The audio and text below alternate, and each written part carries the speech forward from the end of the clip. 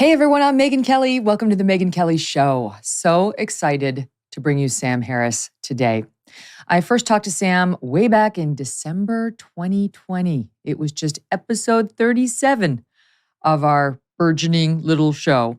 Like many conversations he has, it was long, it was deep, it affected me greatly for days and days afterward. We talked about political tribalism, race essentialism, cancel culture, the woke left, the rise of victimhood, Trump, Biden, even meditation. In some ways, it feels like a lifetime ago, but in other ways, these stories have only gotten more relevant and alarming. After Sam's comments about Hunter Biden back in August, you may remember this. He was on the podcast Trigonometry, which we love, and Sam likes too, and made some comments about how, we'll get to it, but basically he didn't care what was on the Hunter Biden laptop, that Trump was a unique figure who needed to be stopped. And, well, we'll play the soundbite so you can hear it yourself. So much backlash came his way. And Sam stepped away from the spotlight for a bit, but glad to say he's back with me today, and we have so much to discuss. Sam Harris is an author, neuroscientist, and host of the very popular Making Sense podcast.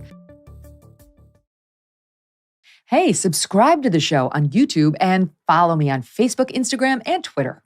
Sure, you can go to Brazil or Colombia and get crazy stuff done to your face, but why would you do that? Here is a real review from Genucel.com from Claire. I absolutely love Genucel. My skin feels so good, tighter, younger, with a more even tone, and I only used it for a week. My advice for everyone, take a before picture. Jim writes in with another point. Wife loves it. Ever since I purchased it for her, things got much more interesting after dark. Enough said. It is true, nothing works like Genucel because it's a family recipe in place for over 20 years, made by a compounding pharmacist in small batches, and always safe, cruelty-free, and natural. Right now, go to Genucel.com/MK60 and save over 70% off Genucel's most popular package. That's all their best stuff, featuring their Ultra Retinol and their Dark Spot Corrector. Don't wait, go to Genucel.com/MK60. All orders upgraded to free shipping, and every subscription order includes a complimentary spring spa box with 3 spa essentials, also free. Limited time, visit now, Genucel.com/MK60. That's GENUCEL.com/MK60. Sam, great to have you back on. Welcome back. Hey, Megan. Great to see you. So you've been busy. You've had an eventful fall and winter season. And let me just start with, how are you? How you doing? I am great, actually. As you say, I've stepped away from Twitter, and I am actually embarrassed to say what an immense change that has been in my life. I mean, it's really we can talk about that, but I was genuinely surprised that it was as much of a problem for me as it was, and I really only recognize that in retrospect.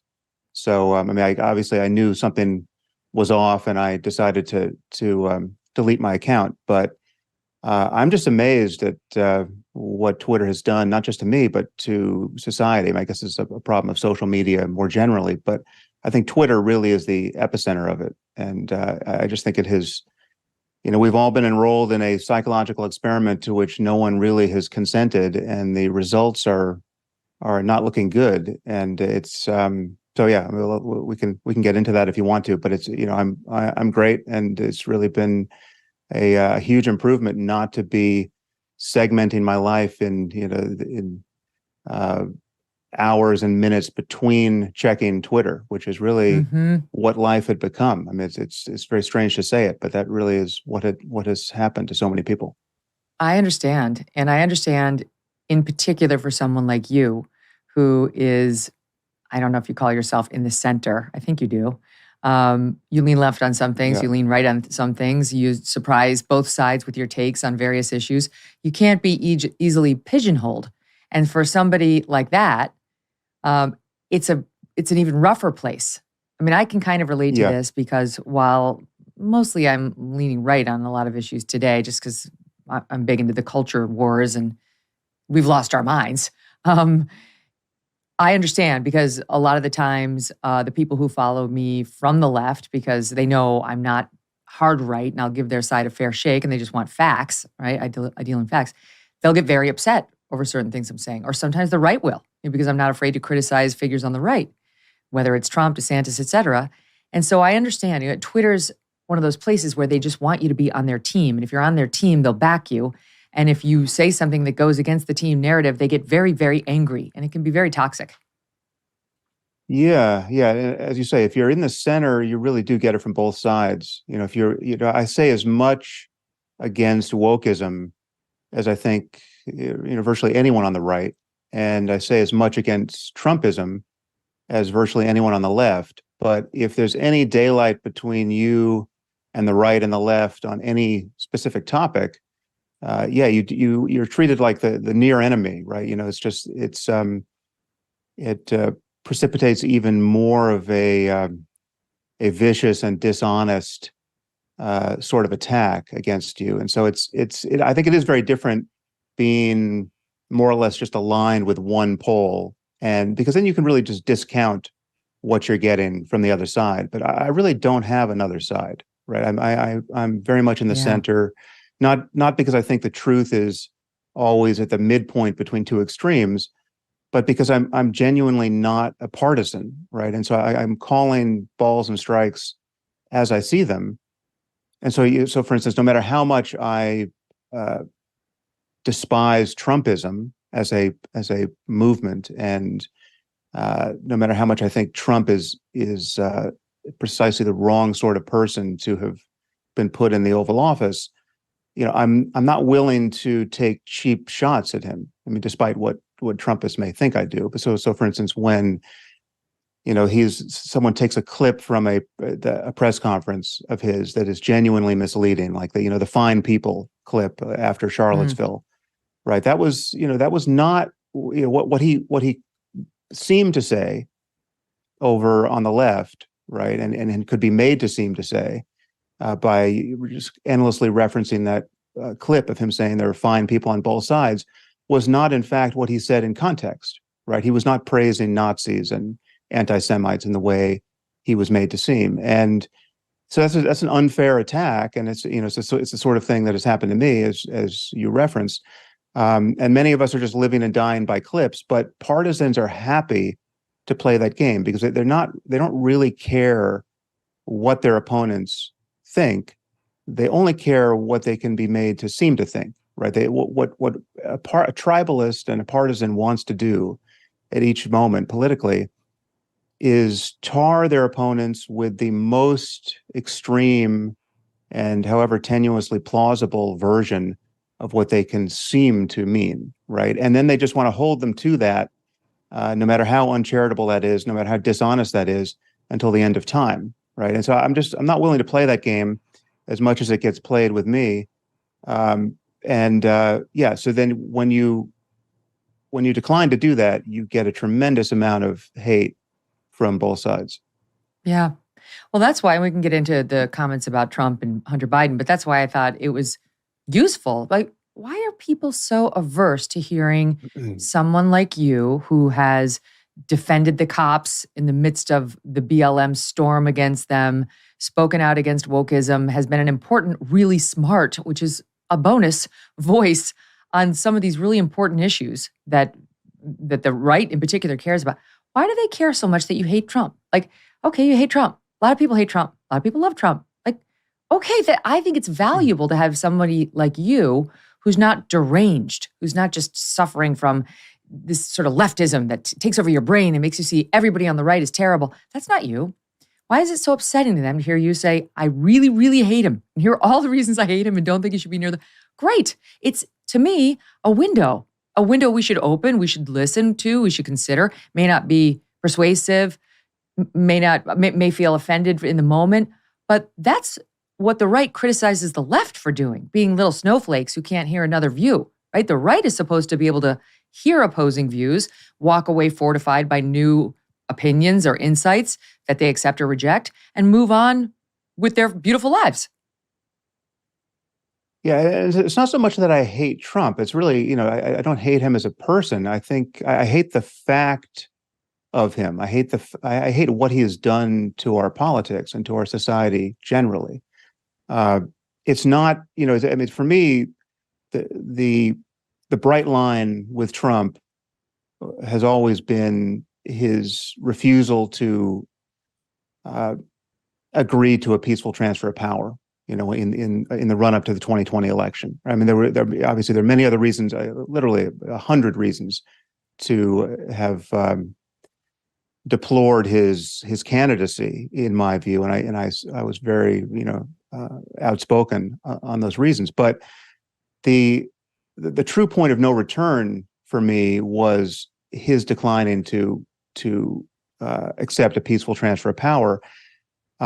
And this, I really think this should be uncontroversial, right? This is, Ronald Reagan in his first inaugural celebrated our peaceful transfer of power as a miracle, right? I think he was right to emphasize that it distinguishes us from so many other societies that are struggling to create valid democracies and stable ones. And Trump did his best to destroy that miracle in 2020, and he effectively did. I mean, we did not have a peaceful transfer of power. So, whatever you think about him as a person, whether you think he's entertaining and just worth paying attention to, or you always wanted him to disappear, that was the point of no return, I think, politically and ethically. And yeah, so that was going on for a good 8 months before the election was actually run, and it was quite clear. I mean, the painful irony here is that he attempted to do what he claimed was being done to him, and he really did attempt to steal an election. And the fact that so many people in our society believe that the election was stolen from him is, it's not something that I necessarily blame millions of people for. I mean, there's so much misinformation and so much confusion now, and there's so little trust in our institutions. Again, this is largely a problem engineered for us by social media. That, I can't blame millions of people for not quite understanding what happened there, but I believe I do understand what happened there. And I think it's pretty clear. It was pretty clear in real time what was happening, and it was unconscionable. And it was beyond that, it was actually dangerous. So, I mean, that's, it's not a matter of personal animus toward Trump. I think Trump is kind of a goofy entertainer, really, in the end. He's a con man, and he's, I don't think he's a normal person. I don't think he's an ethical person. I think he's a malignantly selfish person, but he's not someone who I would need to pay attention to if he hadn't already been president and wasn't seeking the presidency again. Well, that's the thing. Right? So you say the point of no return, and yet he has returned, and maybe returning in an even more robust way over the next weeks and months to come. Let me ask you this, Sam, because one thing about your comments to trigonometry, and I'll play part of them, has me listening to comments like the ones you just made and saying, but don't you understand what led people to believe that Trump was cheated out of his second term? It was in part comments like the ones you made, because they rightly believed the Trump-hating left would do anything to stop him, and saw your comments as an admission to that effect. It was an acknowledgement. The ends justify the means. He must be stopped. He's a unique figure. And that's just one of the many things that had people believing they will do anything. And in particular, the suppression of the Hunter Biden laptop. You can ruminate on that while I get the audience up to speed with the soundbite that we're talking about. Let me just say, as preface to the soundbite, that I'm not actually saying what I seem to be saying in this clip, right? This is a clip that was maliciously spread on Twitter by someone who subsequently spread a clip that tried to have me saying that I wished more children died during COVID, right? I mean, and that clip was so inept, and it was so clear what I was saying in context that not a lot of people believe that. But it's the same person who circulated the clip, and this is a larger problem again with social media, that people are behaving like psychopaths, right? I mean, people, whether they're psychopaths or not, they're actually just consciously misleading millions of people, just for the lulls, and just to exact some kind of reputational harm on people they don't like. And it's not good, right? So I'm happy to, feel free to play the clip. I'm happy to talk about it, but I'm not actually saying what I seem to be saying in this clip. Okay. And I got that it. was reasonably clear in context. I mean, the truth is I wasn't speaking as well as I might have spoke in that context. I got it. So, it was slightly jumbled, it's annoying to the audience to listen to the wind up without knowing what go you for can it. do that on the Go for back it. end. So let me play what Yeah. we have, and then you can take it on. Shot 3. Yep. I mean, Hunter Biden, at that point, Hunter Biden literally could have had the corpses of children in his basement. I would not have cared, right? It's like, there's nothing. First of all, it's Hunter Biden, right? It's not Joe Biden. But even if whatever scope of Joe Biden's corruption is, like if we could just go down that rabbit hole endlessly and understand that he's getting kickbacks from Hunter Biden's deals in Ukraine or wherever else, right? Or China. It is infinitesimal compared to the corruption we know Trump is involved in. It's like a firefly to the sun, right? I mean, like there's just it doesn't even stack up against Trump University, right? Trump University as a story is worse than anything that could be in Hunter Biden's laptop, in my view, right? Now that doesn't answer the people who say it's still completely unfair to not have looked at the laptop in a timely way and to have shut down the New York Post's Twitter account. Like that's just a conspiracy. That's a left-wing conspiracy to deny the presidency to Donald Trump. Absolutely, it was. Absolutely, right? But I think it was warranted. Okay, go ahead. Yeah. So the thing that's genuinely misleading there is the final line. I think it was warranted, right? That was not what I was saying in context and what I meant to say. I mean, the distinction for me is, here's what I was talking about in context, right? So we have this October surprise dropped by Rudy Giuliani, something like 10 days before the election, this laptop from hell. And this was a very unpleasant echo of what had happened in the previous election with Jim Comey deciding to revisit Hillary Clinton's emails based on the discovery of Anthony Weiner's laptop. And we know what happened there. We know that was that really, obviously I think Hillary's failed candidacy was overdetermined. She was a terrible candidate for a variety of reasons, and it's understandable she didn't become president. But we saw what happened to the polls, hour by hour after that press conference, and it did seem decisive, right? And so I viewed the emergence of this laptop, as many people did, as just this. On the one hand, it certainly seemed like it stood a good chance of being fake or at least doctored, and some species of disinformation. But most important, not knowing what was true there, the clock was ticking, right? And it didn't seem at all prudent to be hostage to Rudy Giuliani's timeline, right? And to have to drill down on this laptop in the 10 days before the election, making it the front page story across the board, trying to figure out what was real there. So my position was never that it was an easy call journalistically. In fact, in the context of this interview, I talk about it being a coin toss. I talk about being uncertain what I think should have happened there. But I sound very certain in that clip. In that clip, I seem to be saying that it was just a straightforwardly wise decision to ignore the laptop. What I actually was saying, and what I actually believe, is that it was a genuinely hard decision journalistically to decide what to do when that laptop emerged 10 days before the election.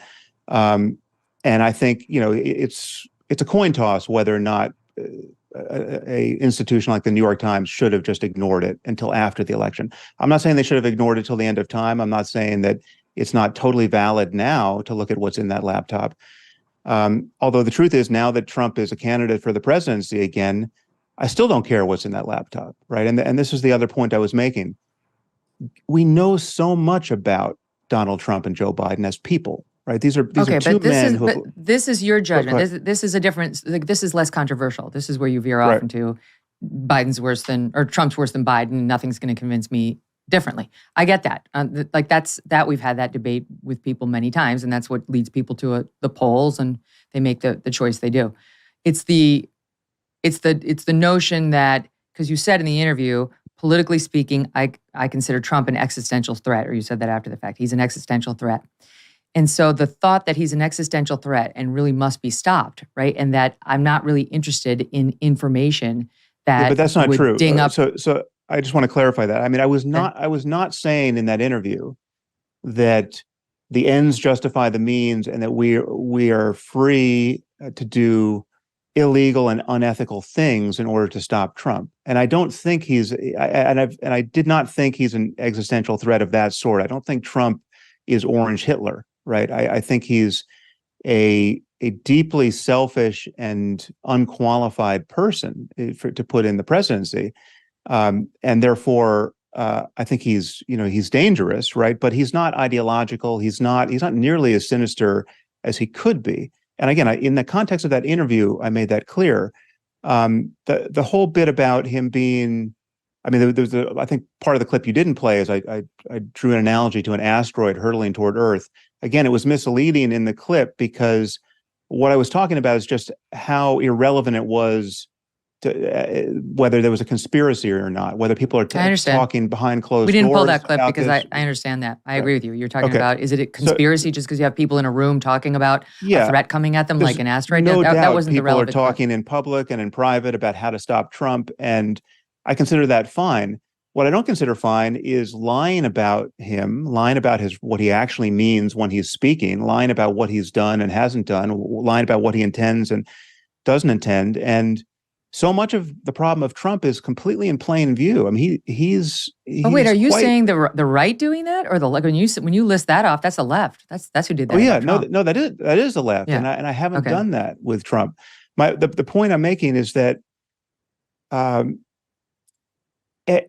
it was just totally valid to avert your eyes from the Hunter Biden laptop story with 10 days to run out before the election, given that this October surprise was clearly engineered for political reasons, right? So that's all I was saying in that Trump. No, but the citizenry can avert to anything. It's the question of whether journalists should be in on it, should be making decisions to protect a candidate.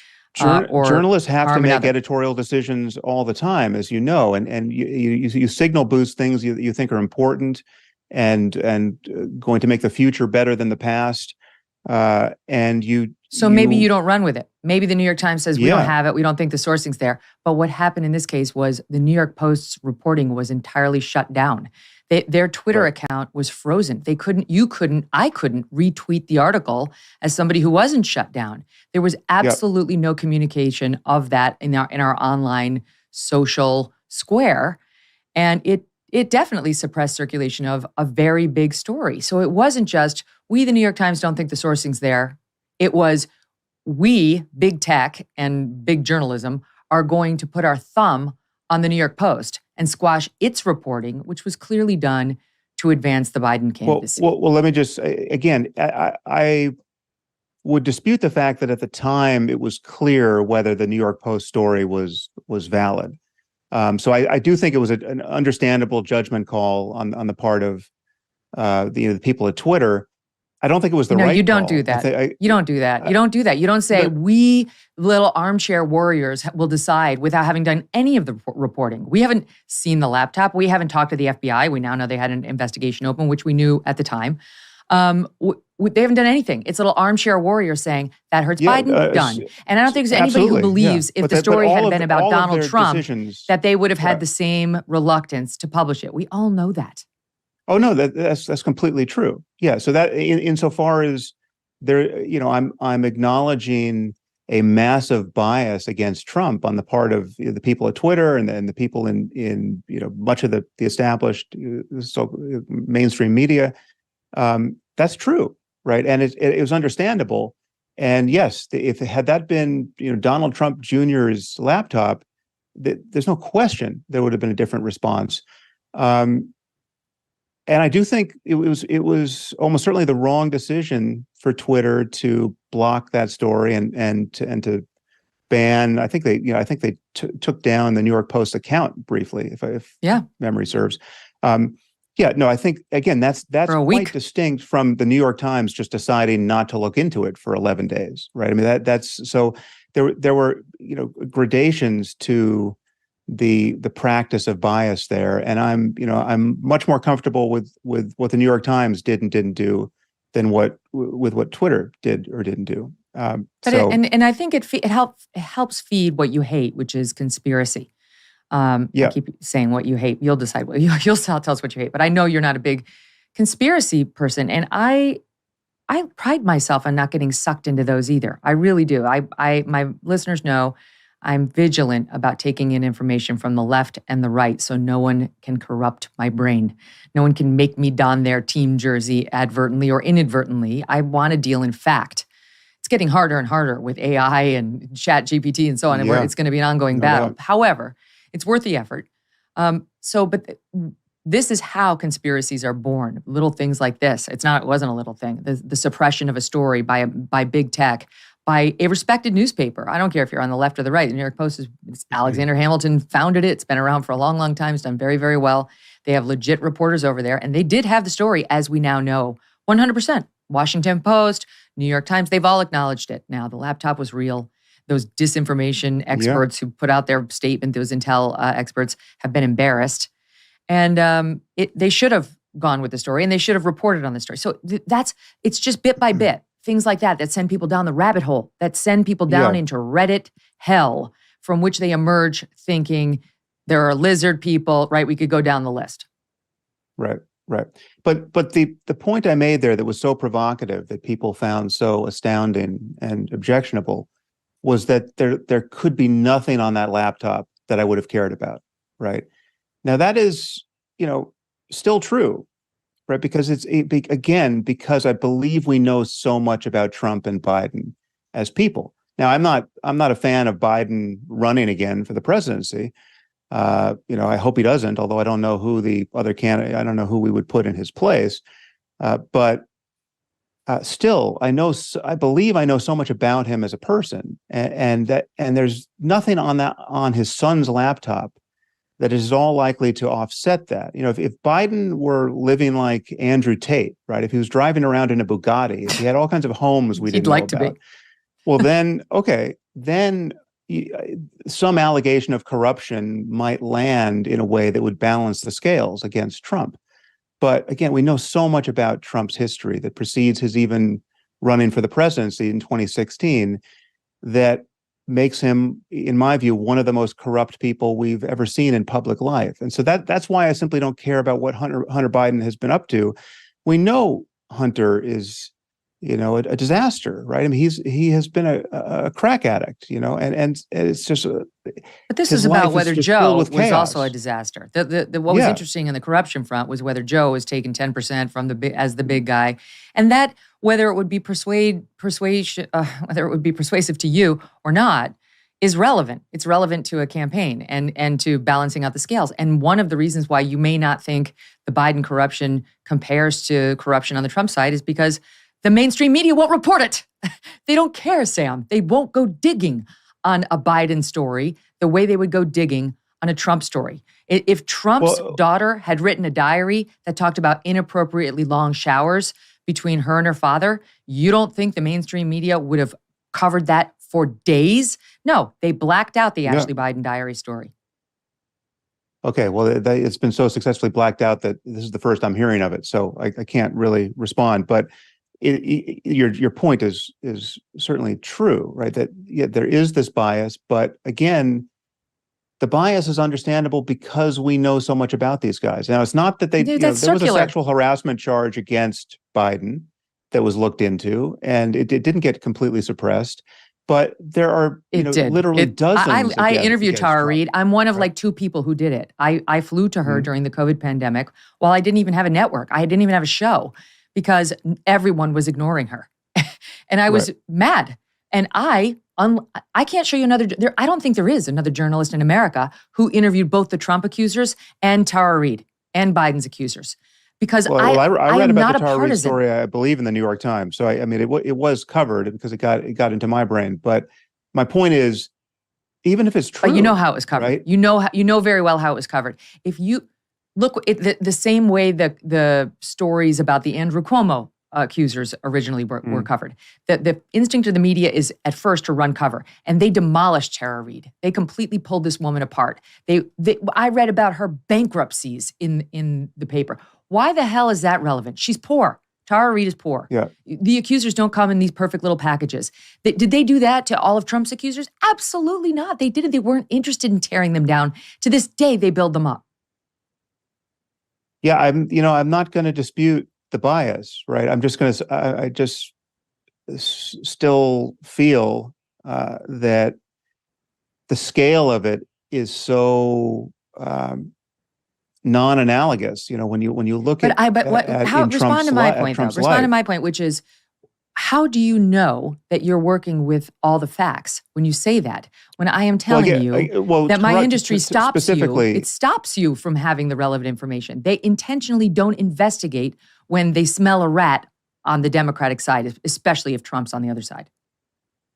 Well, I mean, the whole thing's been a process, right? So, Biden went through a primary, right? Biden went through a primary process where even his current vice president accused him of racism, right, in order to land a blow when she still had presidential aspirations, right? So that there's been the incentives have been such that everyone gets banged around by everybody else, over the course of years of being a political candidate. My point about corruption is just that we know how Biden lives his life day to day. Both of these men have been in the public eye for practically as long as you and I have been alive. So you just can't hide that kind of corruption. And Trump doesn't hide his corruption, and he's never hidden it. And so, again, it's the scale of it. Yes, I'm sure there are I'm not sure, but I would not be surprised if there were many unsavory things we might find out about Joe Biden on Hunter's laptop or somewhere else, right? But from what I think we know about him, he's a very different sort of person than Trump is. He is not a once-in-a-generation narcissist. He is not this. Trump is not a normal human being. Really, I mean, he's really not. He's not the sort of person who can even put his children in front of his own interests.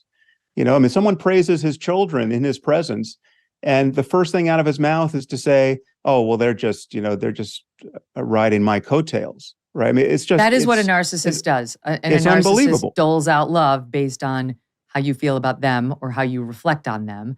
And I think there's a good case to be made that Trump is a narcissist. I mean, I think most presidents have some large touch of it. If ever there were a case to be made about anybody, it's easy. I don't dispute that, but I think that, sort of the hubris of, then that's the calculation that everyone should go into the voting booth with, right? They shouldn't be, you don't need to see the Hunter Biden laptop because it's just obvious one man is a better person than the other.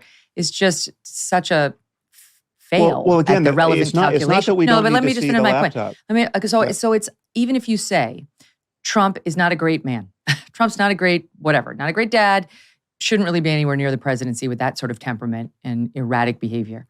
Okay, ideally, that wouldn't happen. Then you look across the aisle and you got, Sleepy Joe from Scranton. Okay, fine. We haven't seen anywhere near the number of bad stories about him as we have about Trump. However, this guy now, as you point out, they have records. This guy, what are we seeing? He and his party want to pack the Supreme Court. They want to add states so that we can get rid of the legislative filibuster. They opened the border entirely. We have absolutely no rule of law down south. They want to ignore court rulings entirely. They seem fine with Supreme Court justices having their lives and their children, their family threatened on a regular basis and the law being violated, but not enforcing it through Merrick Garland, which he's now admitted. They're openly saying that they're going to ignore court rulings, including from the U.S. Supreme Court, which Joe Biden did when it came to the whole rent abatement process that he had during COVID. They're eliminating gender. They won't say what a woman is, which I know you don't approve of. That's lunacy, right? So it's like, okay, Trump, I get it. I know you mentioned Trump University in the trigonometry thing, like the corruption. Guess who asked Trump about that at a presidential debate? Me. Okay, so I get it. Yeah. However, the level of lunacy happening on the left right now makes all of that pale in comparison? Well, there's lunacy on both sides, right? I mean, on the other side, you got people talking about Jewish space lasers setting fires in California, That's right? cute. You've got QAnon. That's You've cute. got That's cute. well, The but it's also Democratic Party Marjorie can't say Taylor what a Greene. woman I mean, is. it's in But the Congress, Democratic Party right? can't say what a woman is. They cannot say what a woman is. You can't vote for Listen, I mean, I'm happy to pivot to wokeism if you want me to talk about that. We will agree Well, about we're just talking about levels the of threat to problem. the country and to ourselves and to our culture and to what's Yeah. important in America. That's what Listen, we're talking about. I mean, the problem for me is that there the extreme left and the extreme right, or I mean, Trumpism is not quite conservatism, but let's do two extremes just to keep it simple.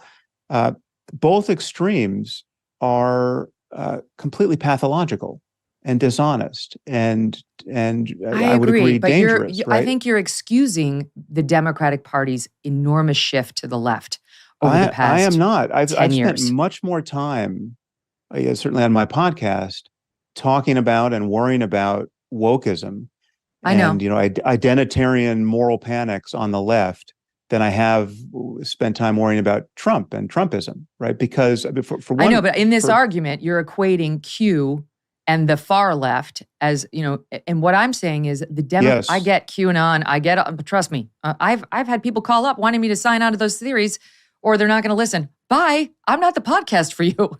That's not my thing, and it's never going to be. However, it's the Democratic Party putting out it's the Democratic Party that won't protect the border. It's the Democratic Party that wants to pack the court.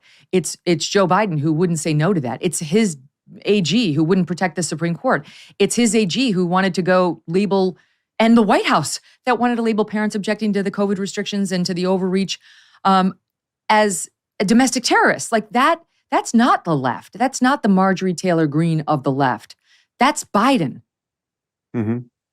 Yeah, well, I don't think Biden has been fully captured by the far left, but there's no question he's had to pander to the far left to be the Democratic nominee in the first place, and he'll have to do it again, presumably, to seek the presidency in 2024. Although I do hold out some hope that we've seen the peak wokeism, and I think the pendulum might be swinging back. I mean, I certainly. I have to think it is because it looks so ridiculous. But there are asymmetries here that are just worth pointing out. I mean, one asymmetry, and this is something I've pointed out many times, is that the extreme right, when you're talking about white nationalist racists in our society, say the kinds of people who marched in Charlottesville, or QAnon, the crazy end of Trumpism, is extreme, right? It has not captured major institutions apart from to some degree the brain of Trump and a few people in Congress, right? Who again, someone like Marjorie Taylor Greene, but it hasn't completely vitiated our institutions the way far left identitarian politics have, right? So with wokeism, you have the genuine corruption of journalism and science and Hollywood and all of our tools for making sense at scale in popular culture. But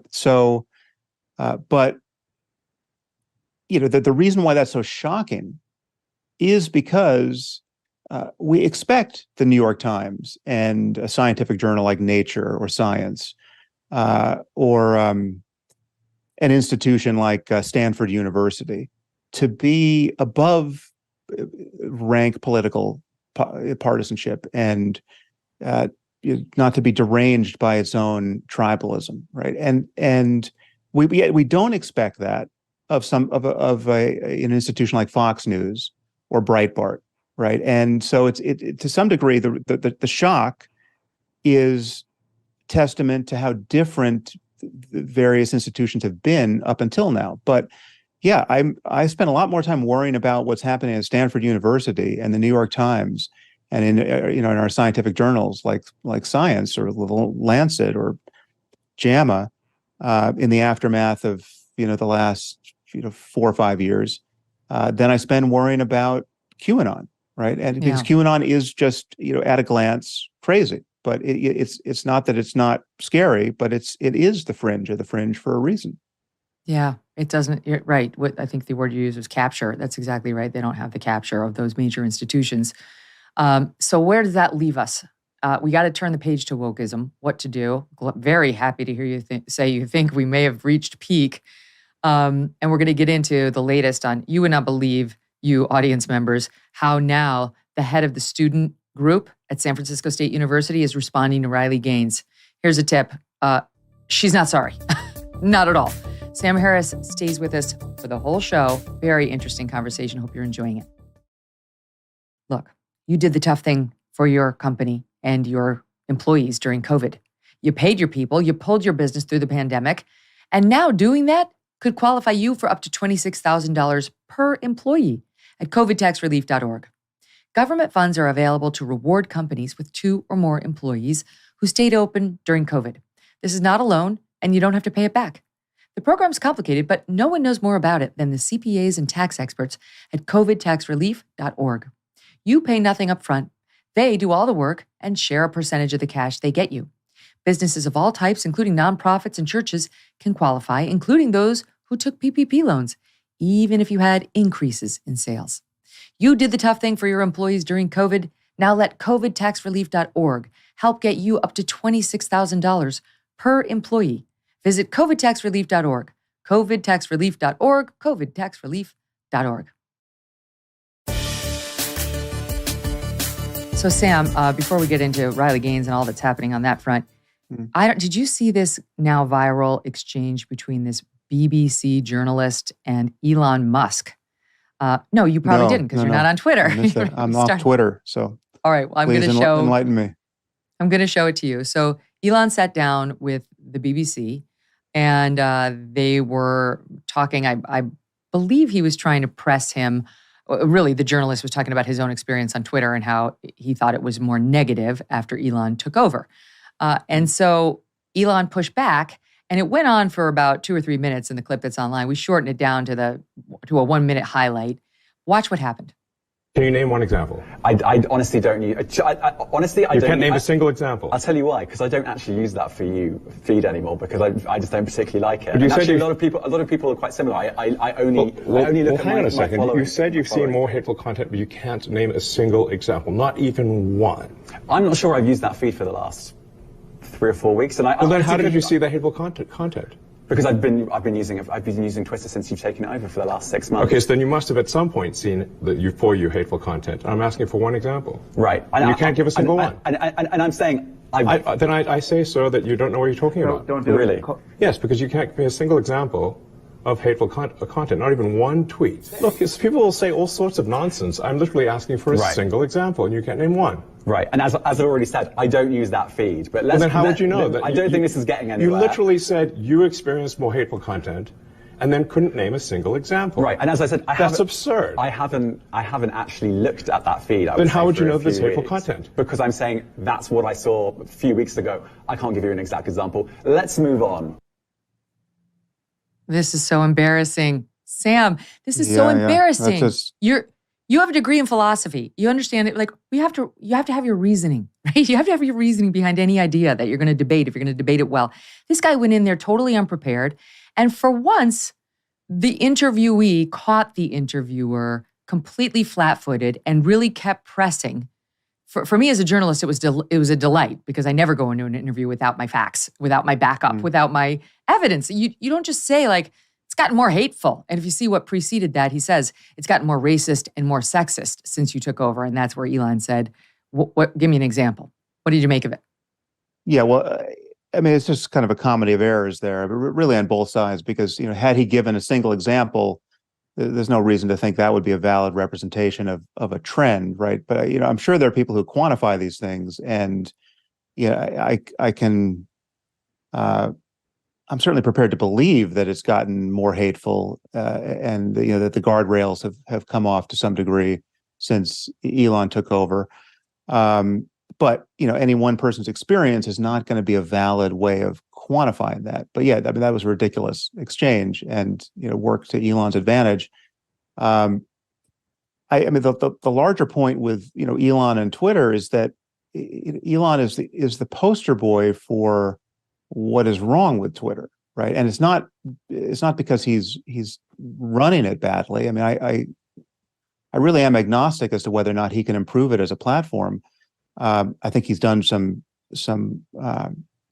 ill-considered things, in his tenure as its owner. But it's his actual personal use of the platform that is so worthy of criticism, right? His I mean, tweets. and Elon was a friend, right? So it's not. I don't like to be in a position to say this, but I think Twitter has been obviously bad for him as a person, right? He's obviously addicted to it. He's behaving in ways that are, starkly unethical. He's singled out, individual citizens in front of what now something like 130 million people, bullying them and abusing them, to great consequence in their lives. And it's just not good.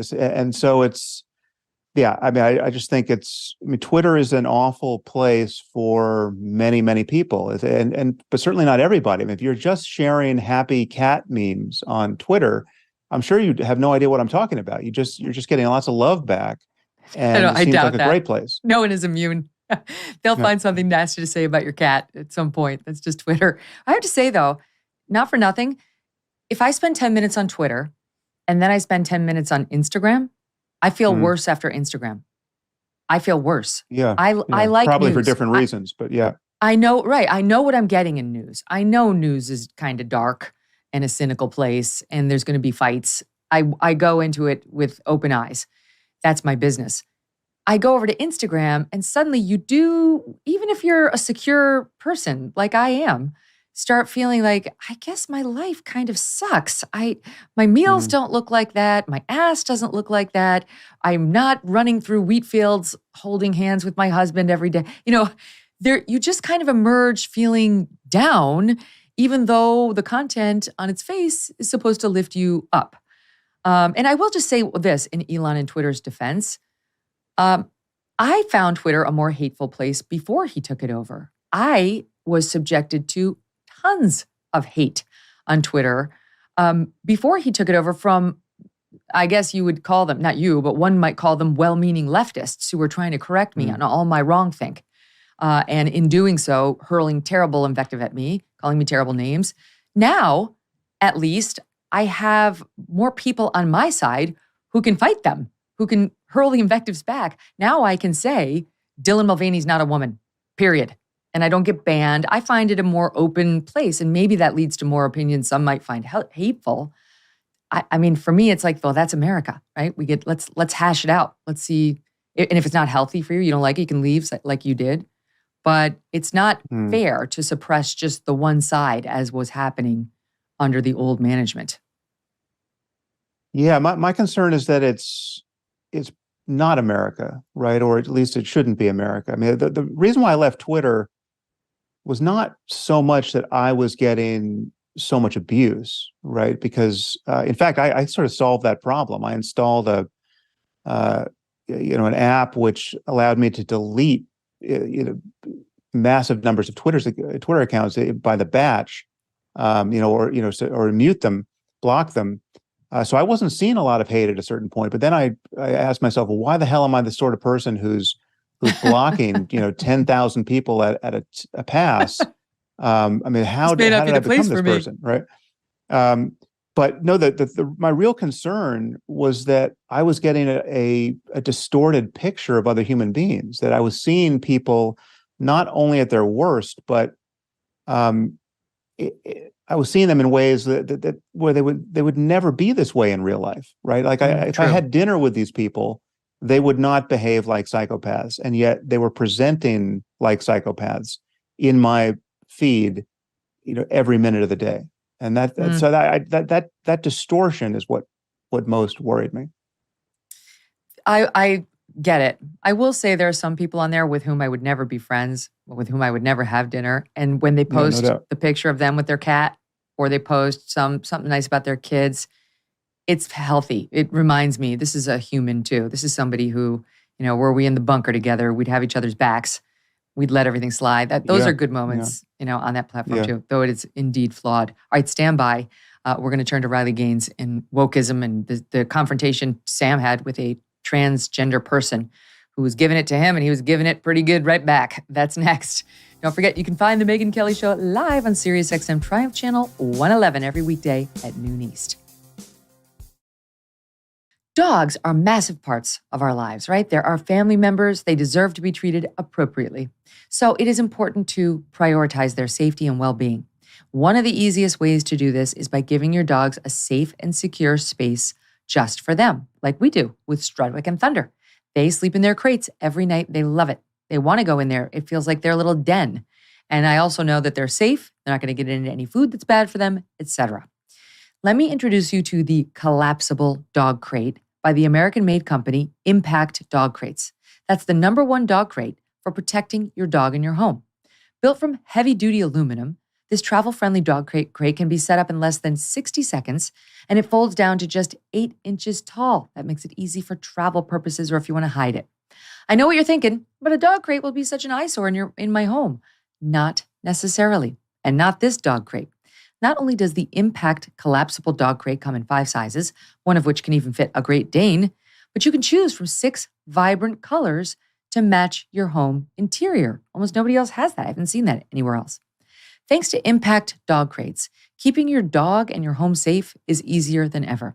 If you want to provide a safe space for your dog, head on over to impactdogcrates.com and use the code MK for 15% off your crate. So, Sam, I don't know if you've been following what happened with Riley Gaines, the swimmer. Have you been tuning into that at all? Yeah. Okay. I mean, I So don't know. she's, I'm sure that this is your wheelhouse and not mine, but yes, I know the story a little bit. Okay, well, I'll get the audience and you up to speed on the latest. So she was a competitive swimmer at the college level. She swam against Leah Thomas, who's a trans woman. She tied against Leah Thomas. They refused to let Riley hold the trophy. They wanted Leah Thomas to have it for the photo op. Leah Thomas shouldn't even have been in that pool.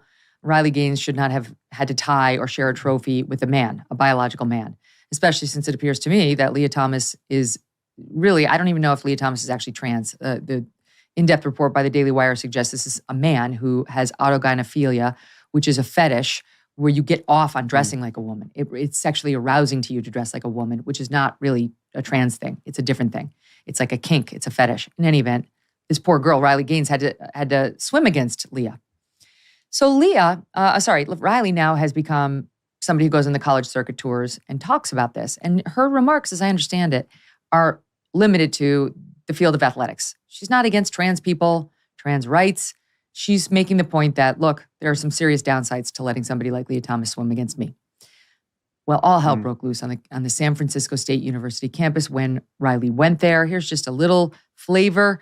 And we're going to set up the response now from the student group by showing you what actually happened the day Riley was there and was shouted down and was forced into a room, essentially kidnapped by the mob. Yeah, you fucking transphobic bitch. I fucking see it. It's just me. I'm good. I'm good. Trans rights are here.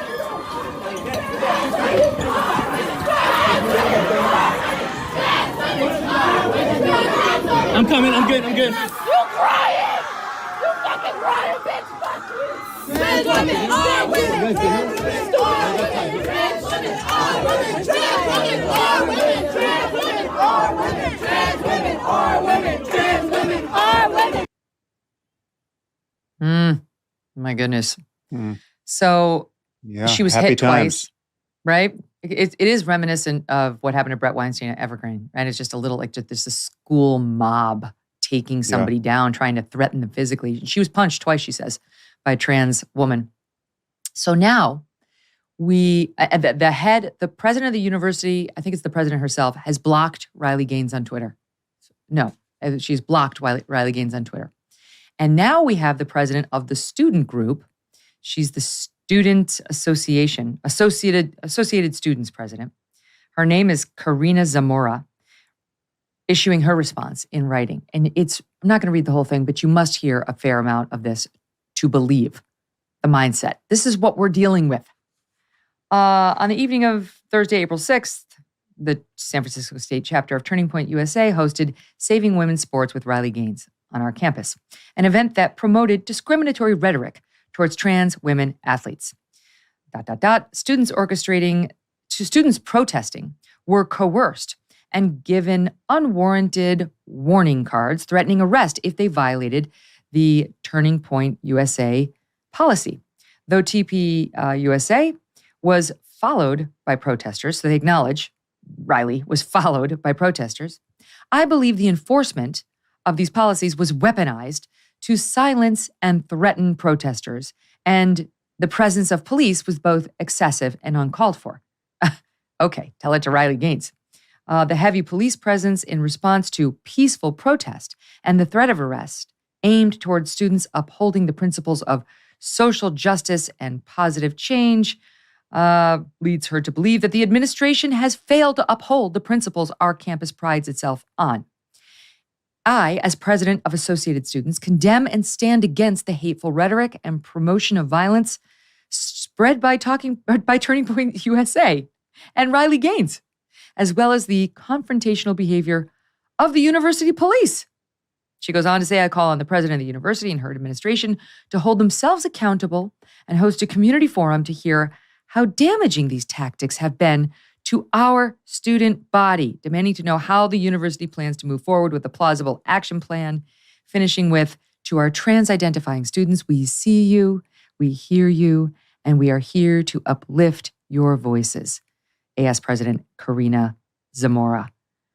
In solidarity, by the way.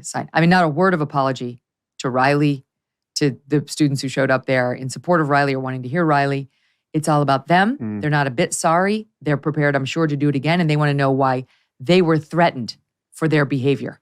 So where does that leave us? Yeah, well, I mean, obviously there's a tension between the free speech rights of speakers and the free speech rights of those who would protest those speakers. I think we should. I think all these institutions have a responsibility to err on the side of protecting speakers, right, and allowing events to continue in a civil way, right? So that was not a peaceful protest. Whenever you're not letting someone leave a room, that's a hostage situation. It's not an exercise of free speech. So, yeah, I think there should be very little tolerance for that particular line getting crossed by protesters on college campuses or anywhere else, right? You're physically coercing somebody when you're mobbing them in that way and not letting them leave a room, or and certain speech, is threatening, right? Where you're putting people in fear for their life, right? Now the speech that questions the wisdom of letting trans women compete against biological women in a sport like swimming, that is not violence, right? And to call it violence is just a symptom of what has become a crazy ideology, right? I mean, again, this is a problem with the extremes politically. They view everything in terms of power, and this is true both on the left and the right, but it's especially clear on the left at the moment. They're not interested in what's true. They're not interested in the actual motives of the people they're attacking. They view everything as an exercise of power, right? Even scientific knowledge, a concept of objectivity. Just asking questions about biology. All of this is power. None of it has anything to do with truth, right? And that's so crazy making, and it's so at odds with what is actually going on in the minds of people who are simply worried for obvious reasons about specific outcomes. I mean, they're worried that, to take a specific case, a 13-year-old isn't in a position to really consent to an irreversible medical procedure, right? So they're genuinely hard problems to solve here at the policy level and at the individual level. And it requires wisdom and compassion from all of us to interact with those problems and try to find our way to some decent outcome, right? But the problems are different, and even this trans issue is not the same when you're talking about trans men and trans women, right? We don't have the analogous problem of trans men fighting to dominate their divisions in sport, say, right? You're not having biological women transitioning to become men posing a problem in sport. So this is just or their locker rooms, or their prison spaces, or even their sponsorships and scholarships. I mean, look how many sponsorships Dylan Mulvaney is getting now. We talked about it yesterday on the show. Even for bras and women's facial cream, aging facial cream, like oil of Olay. Like, why did we run out of biological women to sell bras? We now have to go to biological men to sell bras. I mean, and not to mention tampons. Tampax is working with Dylan Mulvaney. Dylan Mulvaney does not even have a vagina. I mean, it's like, am I drawing the line too close to actual womanhood here? Like, this is insane. Yeah, but again, it's a continuum problem, right? So on the far end of one side of this continuum, you have absolutely clear cases of gender dysphoria in children at the earliest possible time, where there really is no realistic threat of social contagion or ideology, browbeating them into having a problem that they don't have, right? So, and I know cases like this. I know a trans girl who, as a 4-year-old, felt that he, as a 4-year-old boy, was born into the wrong body, right? And there were no incentives to convince this kid that that he was trans and should eventually transition. But on the far extreme of the other side of this continuum, you have obviously deranged gaslighting advocacy of just completely crazy propositions, right? The problem for the rest of us is to try to figure out how to interact with this whole space in a way that is compassionate and pragmatic. And it's so to take the case of the specific case of trans girls, biological girls, deciding that they're trans or non-binary, there is legitimate concern that social contagion is at least part of the story, right? You have lots of young girls, teenage girls and tween girls who decide they, are no longer gender conforming, right? And it's a kind of fad. And it's not to say that every one of those cases is a matter of social contagion, but certainly some seem to be. And in those cases, it is totally legitimate, and it is not at all an expression of violence or malicious uses of power to be concerned that social contagion is leading some young people who aren't really in a position to think so clearly about the far future in their lives to make irrevocable choices, to go on hormones or puberty blockers or to have surgeries. I mean, to have teenagers having double mastectomies, right? It is easy to see that well-intentioned people will get very worried about all of this, and it's not an expression of hatred, right? And this is a completely distinct problem from the kinds of problems you just raised of competition in sport, right, and denying female athletes the experience they would have of succeeding because you have biologically male athletes outcompeting them, right? It's a totally different issue, and all of these issues are getting conflated, and we're finding it very difficult to talk about these things. But this process is not at all helped by dishonest and hysterical moral panics happening on the left, and that's what is happening in many cases. Those people are not persuadable. The people running after Riley, shouting at her, punching her, mocking her tears after she'd been punched in the face. Okay, this is not a person with whom we can reason. And there are many more just like them. It's not just because it's San Francisco State University. The trans activists, as a rule, are fairly rabid. They're just the worst spokespeople, the absolute worst. And they lead to the elimination of compassion. I was talking to Glenn Beck on his show the other day saying, I started this whole journey very compassionate towards the trans community. I had a trans person in my family. I wound up marrying Doug, who has a trans person in his family. And I saw the bullying and I saw how tough it was. And this person went through it in my family before it was a thing, before it was okay, when it was still very stigmatized. Had nothing but compassion. I feel differently now. I feel like it's gone too far. It's eroding reality, biology. They're getting rid of male or female on birth certificates. Doctors in the hospital are not allowed to ask whether you're a man or a woman or tell their residents, 42-year-old male, you're not allowed to say that. It's considered offensive. We can't say breastfeed. That's offensive. You have to say chest feed people with vaginas as opposed to women.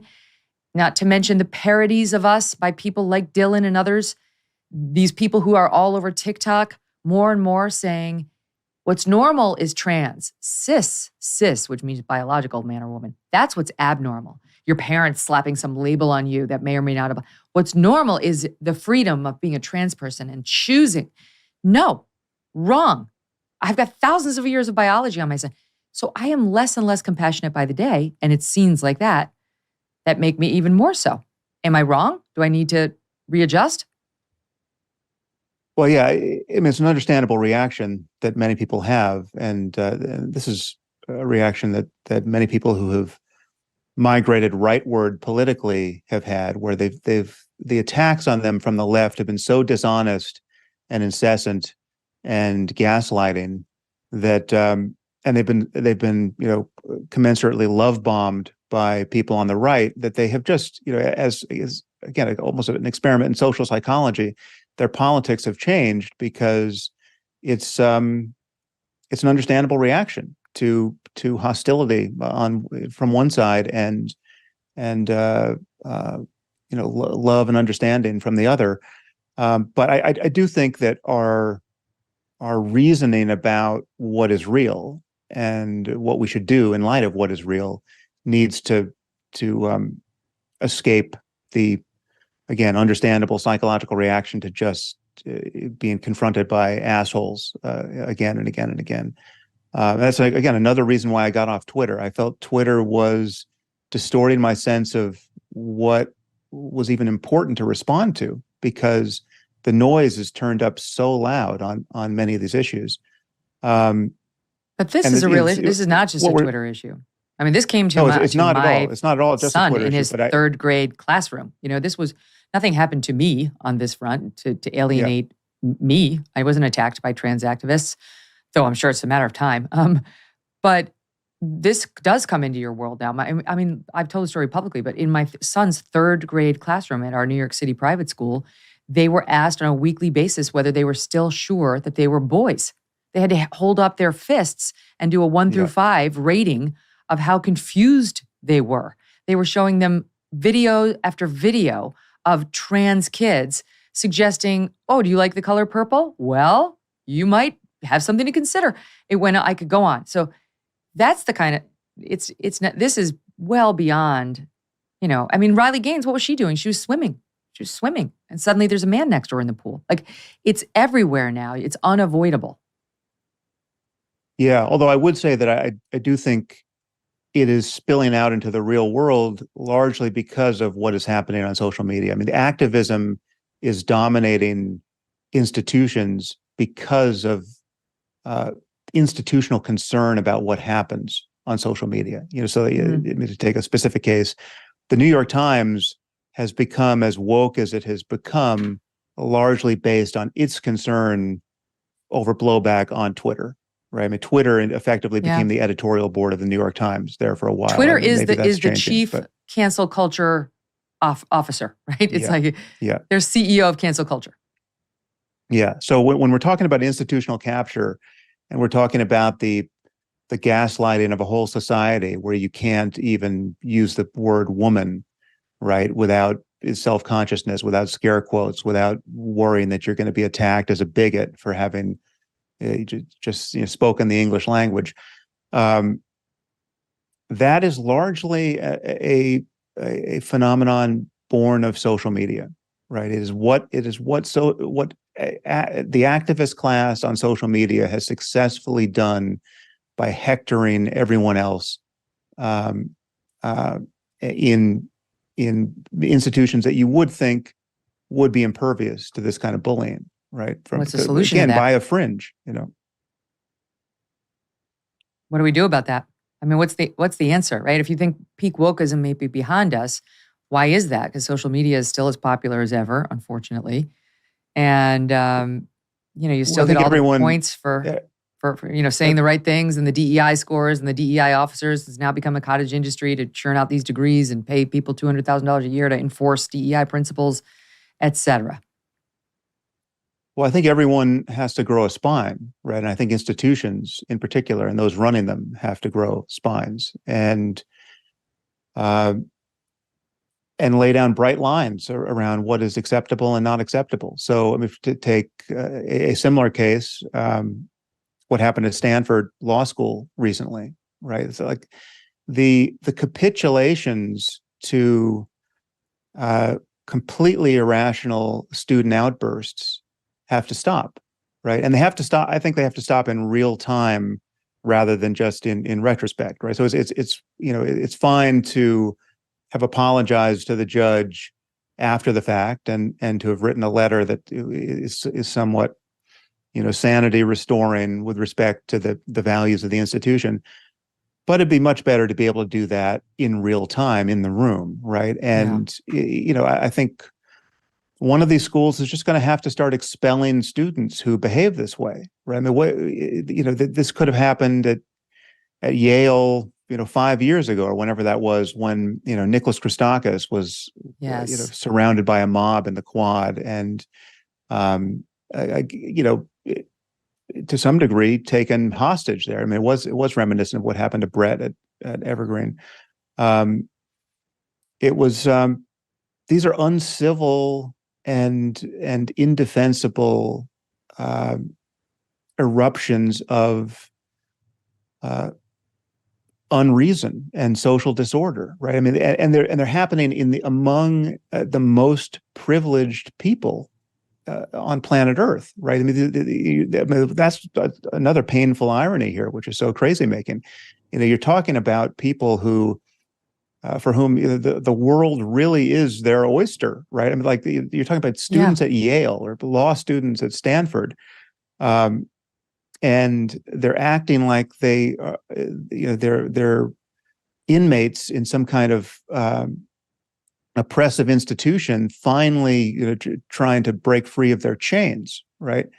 So yeah, I think institutional patience for this kind of thing needs to run out, and I'm sure there's a layer within all of these institutions of DEI bureaucrats that shouldn't exist. That's not to say that we don't have problems with racism and other forms of bigotry in our society. And anti-trans bigotry, I'm sure, is a real thing, and we should deplore it, and we should resist it, and we should criticize it.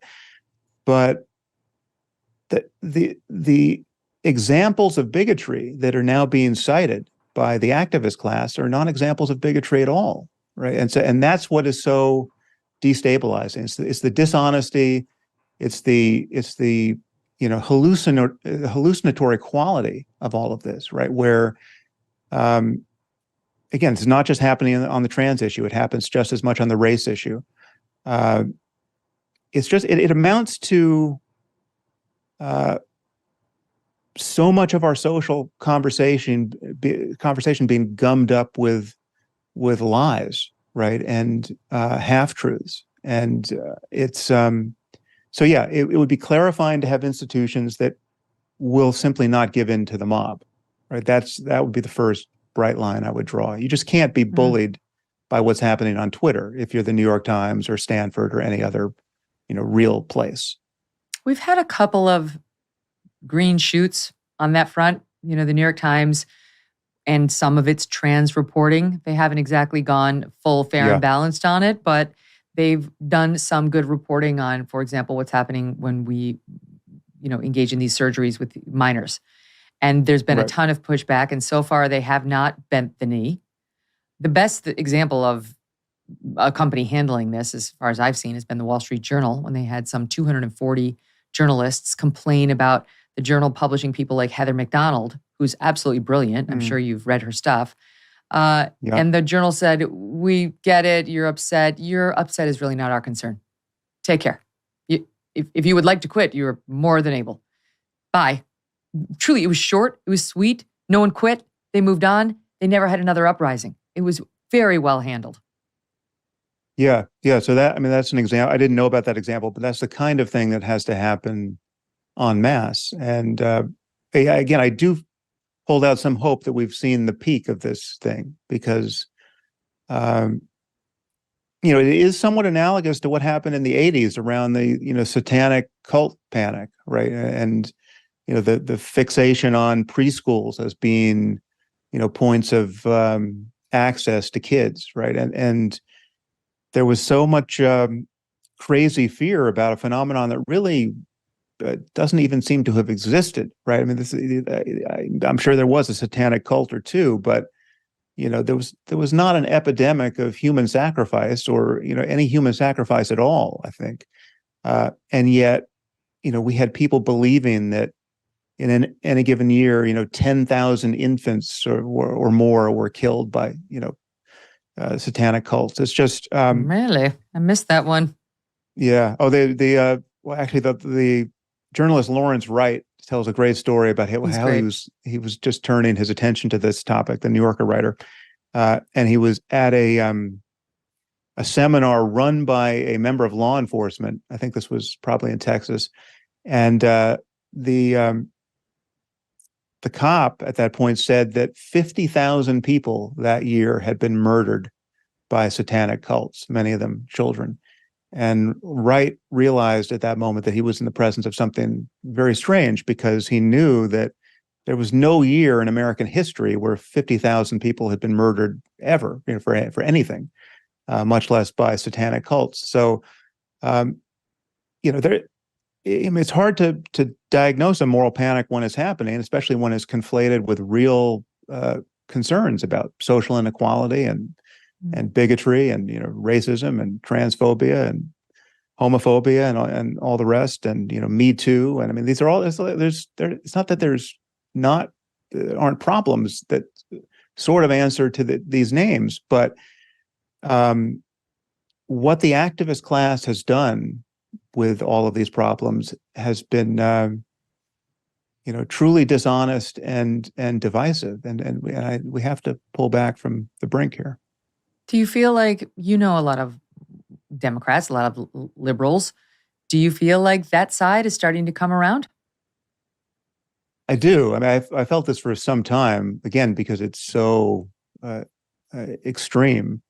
What you encounter in private, with virtually everyone, is a very different set of opinions than they're comfortable airing in public. Right. And that's been true for a long time. Right. There are many, many people in private who will say things that are, entirely reasonable, and yet they're the, part of the silent majority when this conversation spills out into public. And even among kids, right? I mean, I'm, meeting, when I talk to my daughter and kind of take her temperature on many of these topics and hear what her friends think, right? It's not quite what woke activists would hope on these topics. So yeah, I do. I'm cautiously optimistic. I'm rarely accused of being an optimist, but I do think that it can't last that much longer, because it's the untruths are so obvious here, and it's and it will give us, each extreme is amplifying of the other politically. I mean, if we get Trump again as president, it will be because of the excesses of the far left. right? I mean, that will be the thing that will drive even reasonable people to overlook the fact that, he's painfully unqualified for the They office. look at him as the 800-pound gorilla who can stop it, who will fight it. Yeah. And somebody on the show recently was making the point, that, I can't remember who it was, but it was not a Trump hater, but they were saying that probably it would get worse under Trump because he so animates this group of people that we're talking about, that maybe wokeism is actually not as bad right now as it otherwise would have been under Joe Biden. Even though he's pushing it, he doesn't actively, bring it out in people. He doesn't motivate those who want to march for that cause. So it's also an interesting theory. Yeah, I'll tell you it goes one both quick story. ways, yeah. So I was at a big event not long ago, and there was a very well-known Black liberal Hollywood name, household Hollywood name, who came up to me and said, Megyn, I'm a huge fan. And he said, I send all of your videos to all of my liberal friends. And I said, well, why do you send them? And he said, because all of them are too afraid to follow you. They don't want to be seen as a follower on, if anybody checks your followers. But they make me send them all of your videos. So I do. And we all say, yeah, right on. So we're cheering you from the sidelines. I got such a kick out of that. I think that's growing. I do think that there's a growing contingent of people who just need to hear truth spoken and repeatedly, and not just from, diehard conservatives on the hard right, that just normal people need to say what's real. And it's so liberating when you do hear it. And I think the more people like you say it and I say it, the more other people feel comfortable saying it. And weirdly, that leads me to the Dalai Lama. We talked about this yesterday. And the only reason I'm asking you about it, Sam, is because I remember from our last time, you worked as like an unofficial bodyguard for him at some point in your life, right? Yeah. Right? For a month, like 30 years ago, yeah. Right. But they were like shoving you to the front. The real bodyguards were like shoving you to the front because they wanted you to take the arrows. So he's rightfully, in my view, come under fire for this bizarre, troubling exchange with this little boy that happened in India, where he was on a receiving line of sorts. People were coming up to him. And forgive me, we're going to show this video again. I find it really disturbing, but it has to be seen to be believed. And the boy comes up to him just to tell the audience what they're going to see. And I'll just read it so I don't get it wrong. The child asks if he can hug him, and the Dalai Lama says, first here, and asks for a kiss on his, I guess, I don't know where the first kiss is. And then he says, right here also. Oh, the first one's on his cheek. Then he points to his lips and says, now here. And he puckers up and the boy leans in. People are kind of laughing. There's some small applause. And then you see the Dalai Lama staring at the boy. And then he says to the boy, then suck my tongue. And he sticks his tongue out. And the boy kind of goes backwards. There's a bit of laughter. And the boy and the Dalai Lama lean into one another. The Dalai Lama's tongue is out. And they come close. And the boy kind of gets out of the way. So this is what we're going to see. I'll show it to you and then we'll talk about it. Yeah.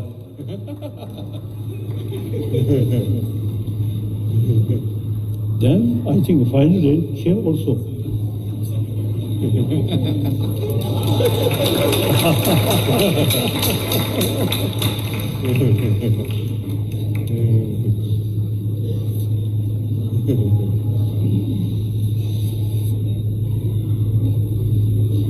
And suck my tongue.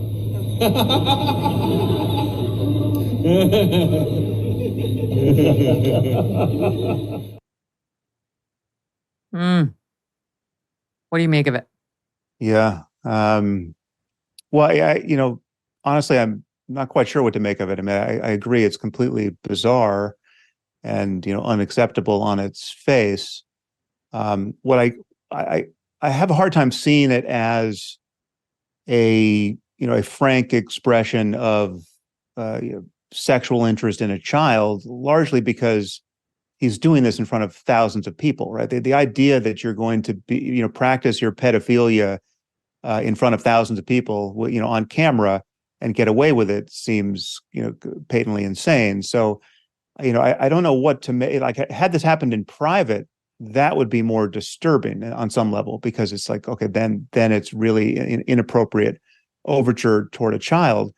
But for this, I honestly don't know what to say about it. I mean, it's some combination of weird Tibetan joke or a symptom of brain damage on the part of the Dalai Lama. Like, he's an 87-year-old man. I don't know what's happening there. I mean, I haven't seen him for 30 years. I can tell you 30 years ago, he was an extraordinarily inspiring person, right? And so I have no idea what's going on there. And I completely understand the reaction to it. And it's truly unfortunate that a moment like that can, become indelible and really be really damage the legacy of someone who I consider to have been just an extraordinarily wise and compassionate person, insofar as I am, fit to judge, what kind of person he's been like all these years from the outside. So it's it's awful. It's awful and strange. So. Right, because we never know. We never know. We've seen a lot of heroes fall when the truth about them comes out. Jerry Sandusky and the whole thing at Penn State. It's a lot of people looked up to him, believed he loved, kids, and then we were told a very different story. The thing about the Dalai Lama, though, I understand your point. It would in some ways be worse if he did it behind closed doors, because then you'd really have to say, where's this going? And you knew that exchange in that moment, at least, was going nowhere. However, I think I attribute his willingness to do it in the open to his age. I don't think a normal person who doesn't have pedophilic instincts would ever ask for that or do that in any setting. I think perhaps a screen got dropped because he's getting old and forgot how grossly inappropriate people would see that. That's not something any normal aged person does. Not one. I've known tons of them. Nobody does that. You don't do that unless you have that instinct. And that's why I really think this is a before and after moment for him. I actually would be vigilant about keeping him away from children from this point forward. I understand once you're the Dalai Lama to death. But this guy shouldn't be anywhere near children. You certainly shouldn't be parading him in front of them, because I believe that boy was essentially abused right there. I think that experience has the real threat of staying with that child forevermore as an abuse moment. And we all witnessed it. The whole world has seen it now. It troubles me, Sam, and it troubles me when you didn't, but it troubles me when people defend it, as we saw a guy from Rolling Stone do on CNN yesterday, because there really needs to be a hard stop on anything like that from everyone in polite society when it comes to anything that might even open the door a little bit to the exploitation of kids. Yeah, I agree. I mean, again, I don't know how to interpret what was happening there. Again, and I don't know if there's anything in Tibetan culture that I'm unaware of that would have made some sense of it. I mean, I know we looked into that. They said sticking out your tongue is frequent, but not sucking that's the on thing. it. Yeah, I mean but it's such a total miscalibration of the effect it was going to have on his audience and the rest of the world, that I don't know what to attribute it to on his side. Again, he's an 87-year-old man, and I mean, your interpretation could be correct, but there's no way to know. I mean, there's no way either to investigate, right? Like that's what I would love to see. Let's do an investigation, see if there's anybody where there's smoke, there's fire, and there's other little boys out there who have a story to tell, or now grown boys. That's what should happen, but I don't think there's going to be an appetite for that, because he's so revered. He's so revered and has for so many years been held up as this holy leader and this wise man. It's like, well, sometimes our heroes fall. Sometimes behind closed doors, they do absolutely reprehensible things, and you have to be open-minded to it when it's staring you in the face. So I hope they do that, and at a minimum, I hope they keep him away from any child in any private setting. Okay, so last but not least, what does this mean for everything we've discussed for presidential politics and the next presidential vote, in your view? Let's say, I know you're not going to vote for Trump. I got that. But could a Sam Harris get behind anybody in the GOP field? Could you get behind a Glenn Youngkin, a Nikki Haley? Was just announced yesterday. Tim Scott is forming an exploratory committee, which is sort of the step before actually declaring. And now we know that the first Republican presidential debate is going to happen, Fox News, in August in Milwaukee, which is going to host the GOP 2024 convention. So things are starting to happen. And it looks like the Dems are going to go with Biden. We don't know for sure, but he seemed to tell the Easter Bunny and Al Roker the other day he's going to run. He just hasn't announced it yet. So what does it look like for you? Well, again, my criticism of Trump is truly nonpartisan. I mean, it's not, and insofar as it would extend to a disinclination to vote for any other Republican, it's really only to the degree that they have pandered to Trumpism, right? So if you're gonna hold up a candidate who has also gone all in on the big lie that the 2020 election was stolen and that that January 6th was a nothing burger and nothing was ever at stake, and I mean that's the larger crater that Trump has left in the GOP and in our politics. We saw some of that in the midterms. But a normal Republican candidate is somebody who I'm not quite sure who could conceivably rise to the top of the field there and actually get the nomination. But that's the sort of person who I really have nothing negative to say about. I mean, it's just. I don't know with the candidates you mentioned. I don't know what each of them have said specifically on the topic of the big lie and election denialism and how they reacted to Trump's not. I think those three have been careful to power. Stay away from it. Those three are not, Carrie Lakes, if you will. Right. Right. So yeah, I think I don't know. I feel like you could get behind them. Could you get behind a Kamala Harris? No. Why? No. Well, one, I just don't think she is electable, right? But I mean, the degree to which she has pandered to the far left and will continue to pander to the far left, I just think is unconscionable, right? So it's just not. I don't imagine that she necessarily agrees with all of the dogmas she has paid lip service to over there. So there's a kind of a cynicism and an opportunism that I believe I detect there. But insofar as she does believe those things, insofar as she does think that, we have an epidemic of racist cops performing lynchings on our city streets, and that's again, it's completely dysfunctional to be lying about real problems, right? So, and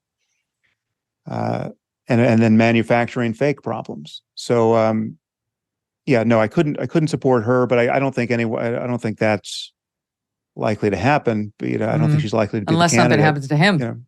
Yeah, I mean that would be.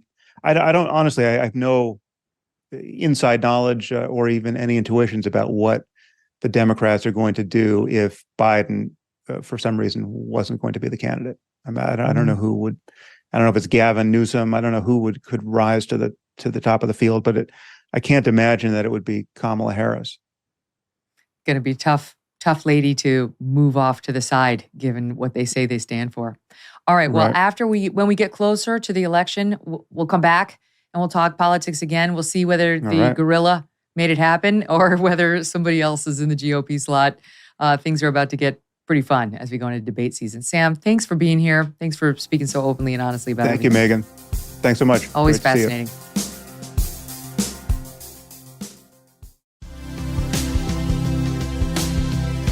Today, I think the New York Post has a very interesting piece. It's by the Post editorial board, and the headline is "Freeze the Hunter Biden plea deal until we know who lied." This is a very good point.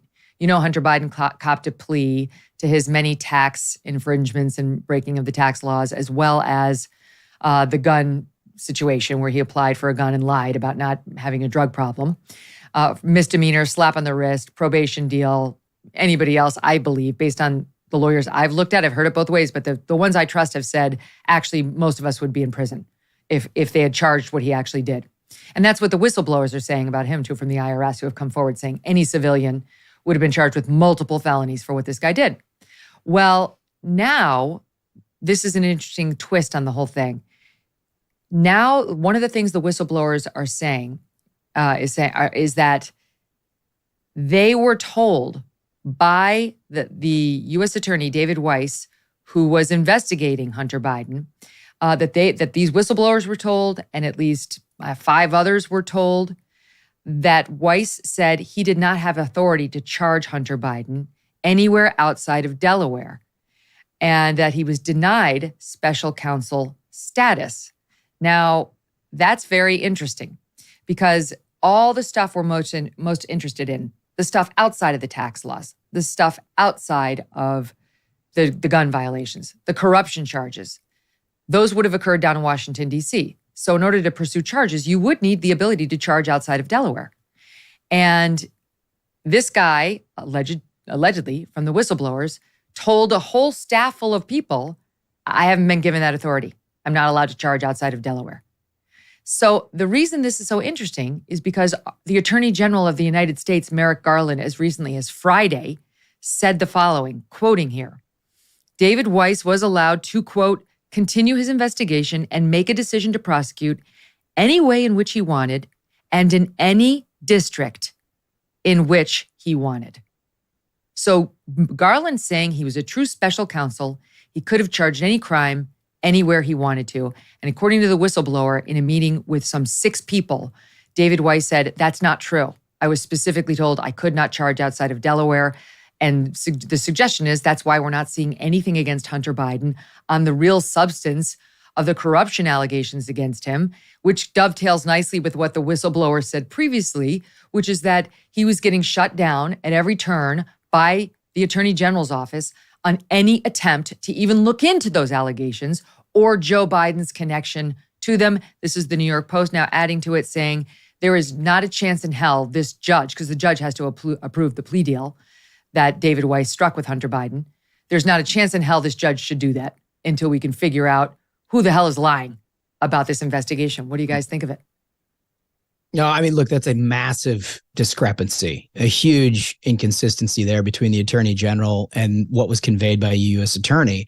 And remember, I mean, the background of this is actually pretty important, is that the U.S. Attorney in charge of Delaware was the one holdover from the Trump administration. They have all Biden U.S. attorneys across the country except for Delaware. And the thought process on that was at the very beginning, they would try to get out beyond any reasonable sort of hometown favor or anything that could potentially be alleged as an indiscretion against anybody prosecuting or not prosecuting Hunter Biden.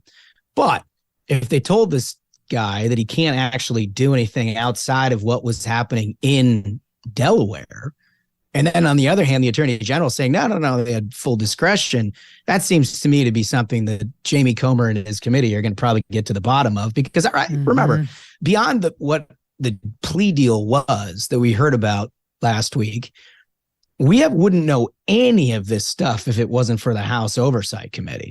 And that WhatsApp message, for example, all of that stuff, the payments, as Smug always talks about, from the various Chinese entities to 9 members of the Biden family, all of that stuff has come through congressional oversight. None of that stuff has been disclosed by DOJ. Now, you don't expect them in the course of an investigation to be disclosing everything that they come across, but when they did during the Donald Trump investigation. Exactly. Well, I think that's also a really good point. And I think, Josh is right. That's a very critical point to make, is what they had hoped to happen is they could set up a sweetheart deal for the president's son and no one would notice. The one wrinkle in their plan was Republicans took the House. That wasn't supposed to happen. They had 3 years of basically being left unchecked, where Hunter, we were told that it was Russian disinformation that he committed any kind of a crime, when we have video on it. And people were getting banned from social media for posting anything, which was, who do you trust? Your lying eyes, the media? Who do you trust in that situation? And I think this has become very clear that when you have a situation that there are 2 sides to this coin. One is Hunter and his lawyer, and the other is, the Attorney General who works for his father. How is that a fair situation? We're seeing exactly the result of that. Here's 2 things I wanted to tell you. Ted Cruz on his podcast The Verdict, which is good. I enjoy it.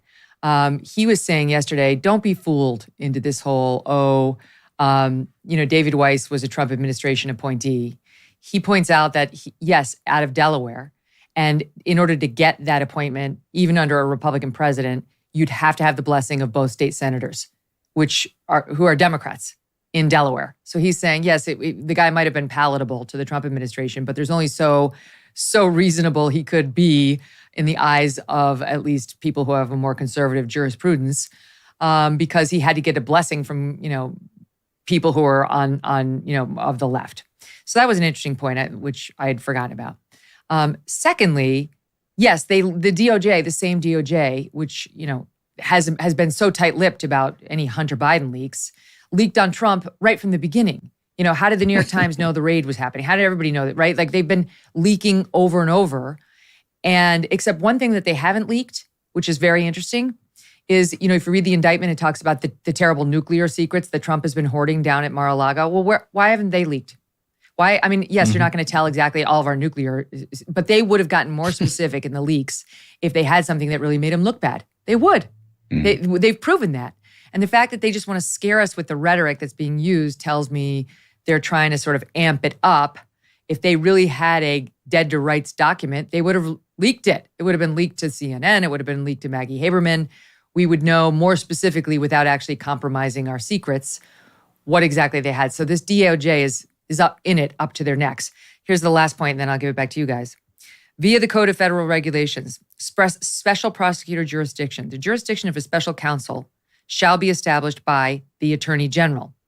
And then it goes on. If in the course of his investigation, the special counsel concludes that additional jurisdiction beyond the specified jurisdiction in the original jurisdiction provided to him is necessary, he shall consult with the Attorney General, who will determine whether to include the additional matters within the special counsel's jurisdiction or assign them elsewhere. So, Merrick Garland is saying, I told this guy he could take this in any direction he wanted and he could prosecute in any district in which he wanted to, thus having the same effect as a special counsel. And now it appears that isn't true. So the question is, what should happen? Kevin McCarthy suggesting yesterday, maybe we're going to impeach Merrick Garland. If he's the one lying, he might get impeached. And if he wasn't lying, then it just proves this guy, David Weiss, lied to a group full of people and half-assed the investigation. Yeah, no question about it. I mean, this is the core of the issue, because ultimately it's one thing about Hunter Biden, and you got him on tax and a federal gun charge. The problem is where this ultimately leads, right, Duncan? I mean, this is what we've talked about. Well, if you look at that decision, this plea deal with Hunter Biden, we've talked about on the show that they also discuss in there that there is an ongoing investigation. And a cynic might look at that and say, well, if there's an ongoing investigation that's related to all these other potential crimes, that's going to seal those records so that people can actually see everything that is there in evidence. But I guess it's also possible that those things are yet to come, right? But again, back to the whole point of taking the House, it's like none of this would really come to light in the first place if it wasn't for Kevin McCarthy and Comer putting out things like the WhatsApp, message. Right. I mean, like, we would have no idea where this was going. And if you read that WhatsApp message where Hunter Biden clearly says to this Chinese businessman, like, he does it the way I talk to my toddler when I count to 5 for him to eat his dinner. Like, he's like, I am here with my father. Like, I need an answer now from you. He's like typing out, in case anybody wants to know, I'm extorting and committing a crime right now, and I'm sitting next to the former vice president of the United States. Like, how did that not come out before? And we have, obviously Jamie Comer to thank for that. Well, I'm sure that the media was working really hard to uncover. They seem like they were busting their tails, don't they? Just really giving it all they had. Do you remember eating cereal as a kid? My kids love their cereal. Well, I love it too. But, as an adult, you kind of move on from it. That's where Magic Spoon comes in. They have replicated your favorite childhood cereals to taste delicious, but each serving contains 0 grams of sugar, 13 to 14 grams of protein, and 4 to 5 net grams of carbs per serving. It's a keto-friendly, gluten-free, grain-free, and soy-free way to relive those memories watching your favorite cartoons. Plus, it's only 140 calories a serving. It's like there's magic in every spoonful. With over 8 unique flavors, you will not get bored of feeling good with Magic Spoon. And birthday cake is back, by the way. The super popular, previously limited edition is now back to stay. We are celebrating our birthdays early with this fan favorite, or you can try any one of their other favorites. They've got tons of options for you. My kids love them. Head to magicspoon.com/MK to grab a custom bundle of cereal and try the magic for yourself. And be sure to use our promo code MK at checkout to save $5 off your order. Magic Spoon is so confident in their product, They've backed it with a 100% happiness guarantee. So if you don't like it for any reason, not your cup of tea, what have you, they will refund your money, no questions asked. Love when companies do that. What better way of standing by their product? Get your next delicious bowl of guilt-free cereal at magicspoon.com/MK. Use that code MK to save yourself those $5 lovely dollars. Hey, thanks so much for watching. If you like what you just saw, hit the subscribe button for more clips and full episodes. So you decided to take on the role. You had played Bill Clinton. Yes. And as you told me in that clip, you voted Democrat and Republican, as have I. You're a registered independent, as am I. Yeah. But did you worry at all, given the climate of Hollywood, like, it could be some blowback? Maybe just a titch. But, at the time, I think, was that before the election cycle? I think it was. Yeah. It was before the election. It was 18. Yeah, it was 18. And things weren't so divided. I mean, they were divided, but they weren't so divided back then. They always calm down when it's not an election year. Yeah. And then it got really intense. And but I didn't have any qualms about that because to me, the movie is, for one thing, is not political. Reagan was a Democrat for 40 years before he was Republican for the next 40. By the way, people sometimes forget that. And this was a biopic. It was also, as you said, it's about us. It's about America, really. And those 8 decades of the 20th century where America became preeminent and triumphed in the Cold War with the Soviet Union of the time, and that collapse. And so it is about America and that feeling of being an American, which was so fantastic, really, under Reagan. He came along at a time when we were being told we were a nation in decline. And he said, no, we're not. We're a city on a hill and we're going this way. And we followed. So what I loved about the movie was it takes you through Ronald Reagan's whole life, and it shows you, for those of us who haven't read a bunch of biographies on him, how he got to be the way we knew him to be. That sunny, optimistic, but shrewd and insightful negotiator, leader, and change agent. And it's the movie's based on a book that really gets into all of that. And the movie is set up with having a KGB agent played by John Voight talking to a future Russian leader about what happened. How did Russia lose the Cold War to this guy, this actor from Hollywood? And the book was called The Crusader. And it takes you through the building blocks that made Ronald Reagan this, mostly commercial actor into the leader of the free world in the truest embodiment of that term. And here's one of my favorite scenes from the movie. It's short, but I love it. You're not in it, but I love it. It's the young Ronald Reagan with his mom, and she's teaching him how to handle a bully. Here it is, shot 2. You can run from a bully for so long, but sooner or later, you're going to have to stand up to him. And Reagan put things in a way that everyone could understand, because he governed and he lived his life basically on principles, that go beyond being a Democrat and a Republican. And that was his strength. Knowing that you eventually do have to punch the bully in the face to get him to back off of you is an important life lesson for all of us. But Ronald Reagan took that one to heart and would bring it into presidential politics. Yeah. And he was, in this case, the bully that we're really referring to is the Soviet Union at the time, the evil empire or whatever. But it's true that, America had appeased the Soviet Union for quite a long time, actually. And Carter being the Cold Warrior, Reagan being the Cold Warrior, he was called a warmonger. He was, the tough guy. He was going to get us in a nuclear exchange. But it took a president like him to be able to negotiate with the Soviets because they see appeasement as weakness, and they built up their military in the meantime. And the great thing, what makes Reagan a great president, is that he was this Cold Warrior, but when it came to dealing with the Soviets, he was pragmatic. And once he had that relationship with Gorbachev,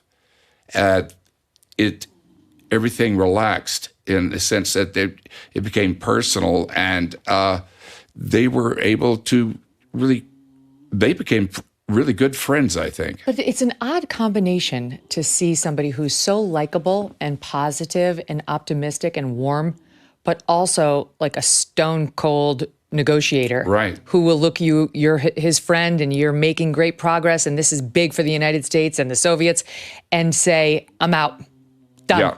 Yeah. He was not going to be played, and which had happened in so many times in the past. Carter had come along, and God bless him. I think he did an incredible job with Egypt and Israel and making peace really throughout the world in a sense. But he also was, I think the Soviets saw him as weak. He gave away the B-1 bomber. He kept giving away things without asking for anything in return. And it's a little kumbaya, I think. And that, like I said, the Soviets saw that as weakness. There's a great scene in the movie. I mean, a lot of scenes documenting Reagan dealing with Gorbachev, and where Gorbachev's pushing him, just get rid of your missile defense shield program, and we'll reduce these nukes, and it'll be a big win for you. It'll be a big win for us. And Reagan just gets up and says, no, I'm out. Yeah. I mean, it was like, you see that. And this is actually one of my other favorites, where it's Ron and Nancy on the couch, I think, at the Reagan Ranch, or maybe it's at their home. And he's explaining to her what he learned from being a lifeguard. A bit of it was in the trailer. And there's a very funny scene earlier in the movie when we see him being a lifeguard, and he's this young, strapping buck. Yeah. Suddenly, a lot of ladies are going down. Yeah. So a lot of people that he rescued are very not thankful for it. Perfectly fine well. swimmers, but as it turns out. Those currents underneath the water. And wait, let me play it, and then you react to it. Here's the scene. Great scene on so many levels. Yeah. You brought up Iceland, and when Reagan said no to the Soviet Union, it was all about SDI. The Soviets wanted him to give up SDI, that initiative, that was missiles that would, defensive missiles that would shoot down. It was totally a defensive system. And he wouldn't do it. And he said, look, we'll even share it with you. We'll pay for it. But we're going to keep it. And the Soviets said, this is the line, we can't go past it. The interesting thing is that SDI was at least 20 years away from even getting up on its feet. It didn't exist. It was, it was taken from Star Wars. So why would he tank the deal over it? This is the power of negotiation that he had, because they believed it was real. Maybe they didn't believe 100%, but they believed at least 40, 50% that we did have it. And that was the kicker in a negotiation. That's why Reagan was great at negotiation. It's amazing how he got there. This kid from a very modest background, alcoholic father, religious mom, and that's captured in some of the exchanges in the movie, which I absolutely love. She was a strong role model for him, and remember who you serve and who you are. And ultimately, becomes the head of the Screen Actors Guild, which I always thought was just like a credential, but you really see in this movie, it was more than just a credential. Yeah, it was important to who he became. That's not a job that actors gun for, actually. He was really a kind of a fading actor at the, towards the end of his career. And he was married to Jane Wyman at the time, who won an Academy Award right around that time too, and so I think he felt a bit of a failure, to tell you the truth, in that. I know he never actually got to the place that he aspired to be, and I could really relate with that sometimes in my life. But as the Screen Actors Guild, it became a place where you fighting communism. That was during the time of where the Soviets, it was true, they were trying to infiltrate the unions and take over in a subversive way. That was always kind of a wives' tale. But once the Soviet Union fell, they found all the papers that confirmed all that. And also, an interesting thing about Reagan is that in 1960-61, he came out of retirement as the president of Screen Actors Guild to negotiate for the actors for their health insurance, which we have some of the best health insurance in the world. I mean, actually. I'm a member now. You know how much my family and I love our dogs, right? Yes, even sweet little Strudwick. He's not that little, but he is sweet. I can't imagine life without them. They've got a great life, but some dogs are not so lucky, and they need our help. This is why I'm so glad to tell you about Delta Rescue. It is the largest no-kill, care-for-life animal sanctuary in the world. They've rescued thousands of dogs, plus cats and horses too. They provide all of the animals with shelter, safety, and most of all, love. And they've been doing it for more than 45 years now. Delta Rescue relies solely on contributions to stay open, and giving can bring tax benefits to you too. Speak with your estate planner about how you can grow your estate while helping animals in need, and check out the estate planning tab on their website to learn more. We love Thunder and Strudwick, and Delta Rescue helps the pups who need it most and also need love and safety and a home. Visit deltarescue.org today to learn more. That's deltarescue.org. Thanks so much for watching. If you like what you just saw, hit the subscribe button for more clips and full episodes. And then you, ever the optimist, have found love again. Look at you. You're basically a newlywed. Yeah, we've been, Laura and I, 3 years, and we're coming up on, 5 years being together. And she's really the love of my life. And, I wasn't looking for her. I was really kind of given up on all that. And she comes along, and life surprises you so much. And we just have the greatest relationship. Just a lot of joy, joy through everything, joy through, the adversities that life throws at you, and the good things, the bad things. It's just, it's wonderful. And what I love about it is it's I think really the most honest relationship I've ever had. Why do you say that? Well, because I don't know. It's people, I don't know, we feel like through shame or this or that, we feel like we have to hide things from one another, or we can't say that because, this will all go away or whatever. Or you're afraid to show who you really are. Sometimes you don't even know who you really are. And that's probably most of the time. And we just talk about everything. And it feels so easy doing that, which was so difficult before. I mean, it's hard enough for men to talk anyway, about their feelings or about what's going on with them. And, it's just different. She's not only beautiful, she's smart.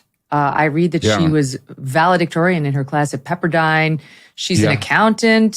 She's got CPA, intellectual chops. She has a double master's in economics from the Combs School and from Notre Dame. And she was working on her PhD when I met her. And I was a little disruptive in that. I think. Now, but, she's almost 40 years younger. So we talked about the last time. It's almost 40 years younger. But you keep yourself in shape. You were telling me you go to the gym every day because you're vain. That's good. I like that you admit That's it. Right. Most of us are. So how is that? Is it even a factor? I think if you marry somebody that much younger who's smart, it can be an equalizer. That's important. If you married some dope, I think that would get old fast. Well, I don't want to say she's an old soul or whatever, but she's just, we just don't even think about it. I don't know how it comes up, and, I wasn't looking for it. I wasn't even looking for, somebody younger or anything like that. People tell me that I have kind of a young spirit about me, because I'm always going, but, you just never know. No, who, you don't. God's going to, put in your path. Now, if my math is correct, The Parent Trap just hit 25. She's 30, so she was 5 when you made that movie. So yeah, is that weird? Well, you got to live with that. There it is. Yeah, we have a lot of fun with that, actually, with the whole Meredith thing, because I have twins. Yeah, like you could have married her or adopted her. She doesn't have a twin. Look, I think it's very optimistic. I always root for people who, if your first marriage doesn't work, second, third, whatever. It's like so optimistic. I say it's my fourth and final. Yes, I like that. Good. Yeah. Well, and what about kids? Do you think about that? Now at 69 and she's 30, she probably wants them, no? Oh, sure. I'd be all up for that. And, we're just, right now we're kind of back and forth between Los Angeles and Nashville, a lot of traveling. And so, we're planning it and also seeing what happens with it's so different being a man. How nature it's so changes, different. of course. I mean, I could, like, when I was 35 and I fell in love with Doug, we got married when I was 37. I mean, that clock was ticking. The thought of being able to just be like, sure, I'll do it at 69. It's so different, Dennis Quaid. So what do you think about, like, well, do you worry though still? Because it's like, life is what it is. Longevity is what it is. You would still do it. I don't. This is like, I've been chasing kids now for so long. And I really like it.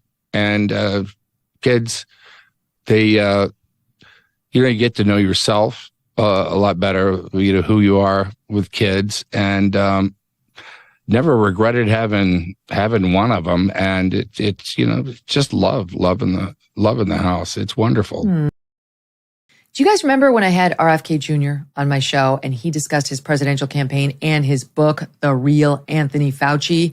I remember. And I got to say, a lot of the things RFK is trying to expose are downright frightening.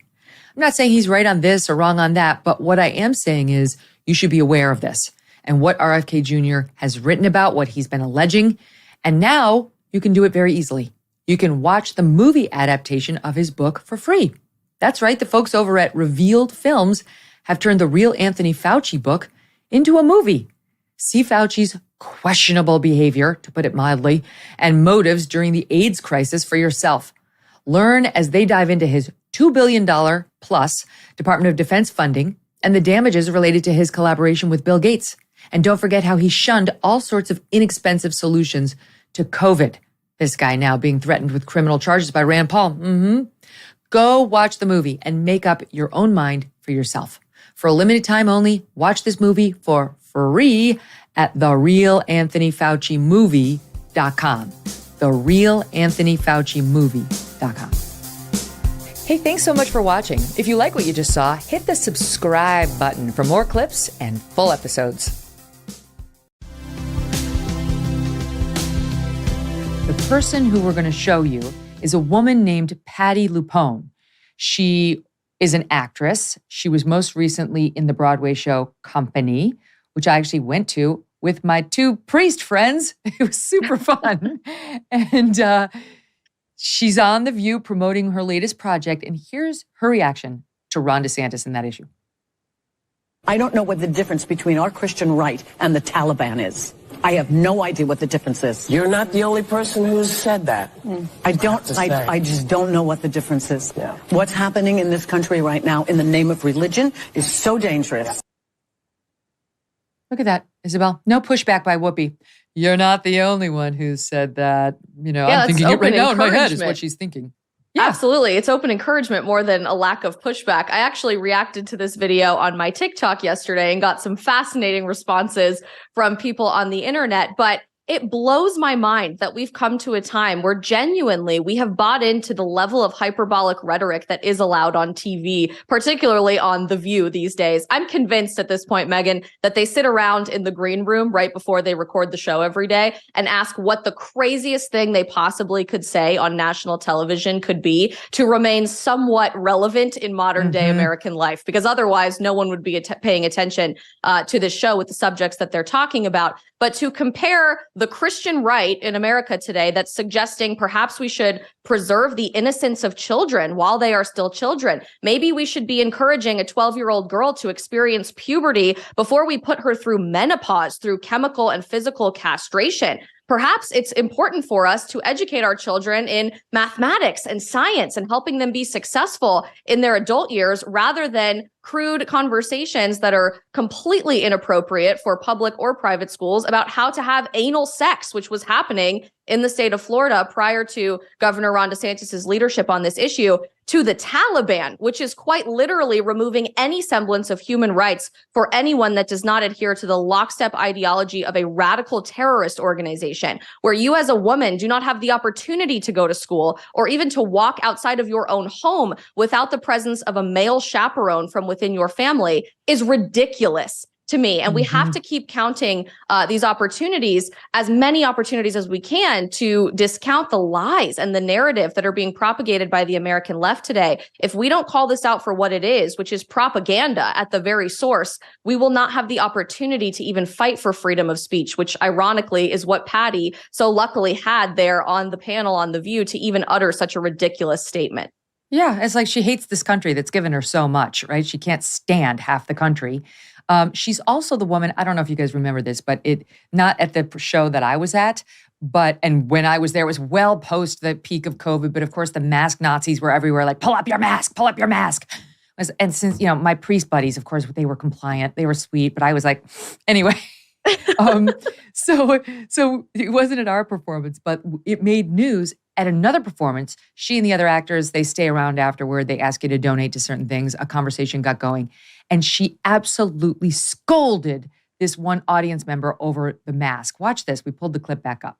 Put your mask over your nose. That's why you're in the theater. That is the rule. If you don't want to follow the rule, get the fuck out! Who do you think you are if you do not respect the people that are sitting around you? You pay my salary. Bullshit. Chris Harper pays my salary. Excuse me. Who do you think you are? Just put your mask over your nose.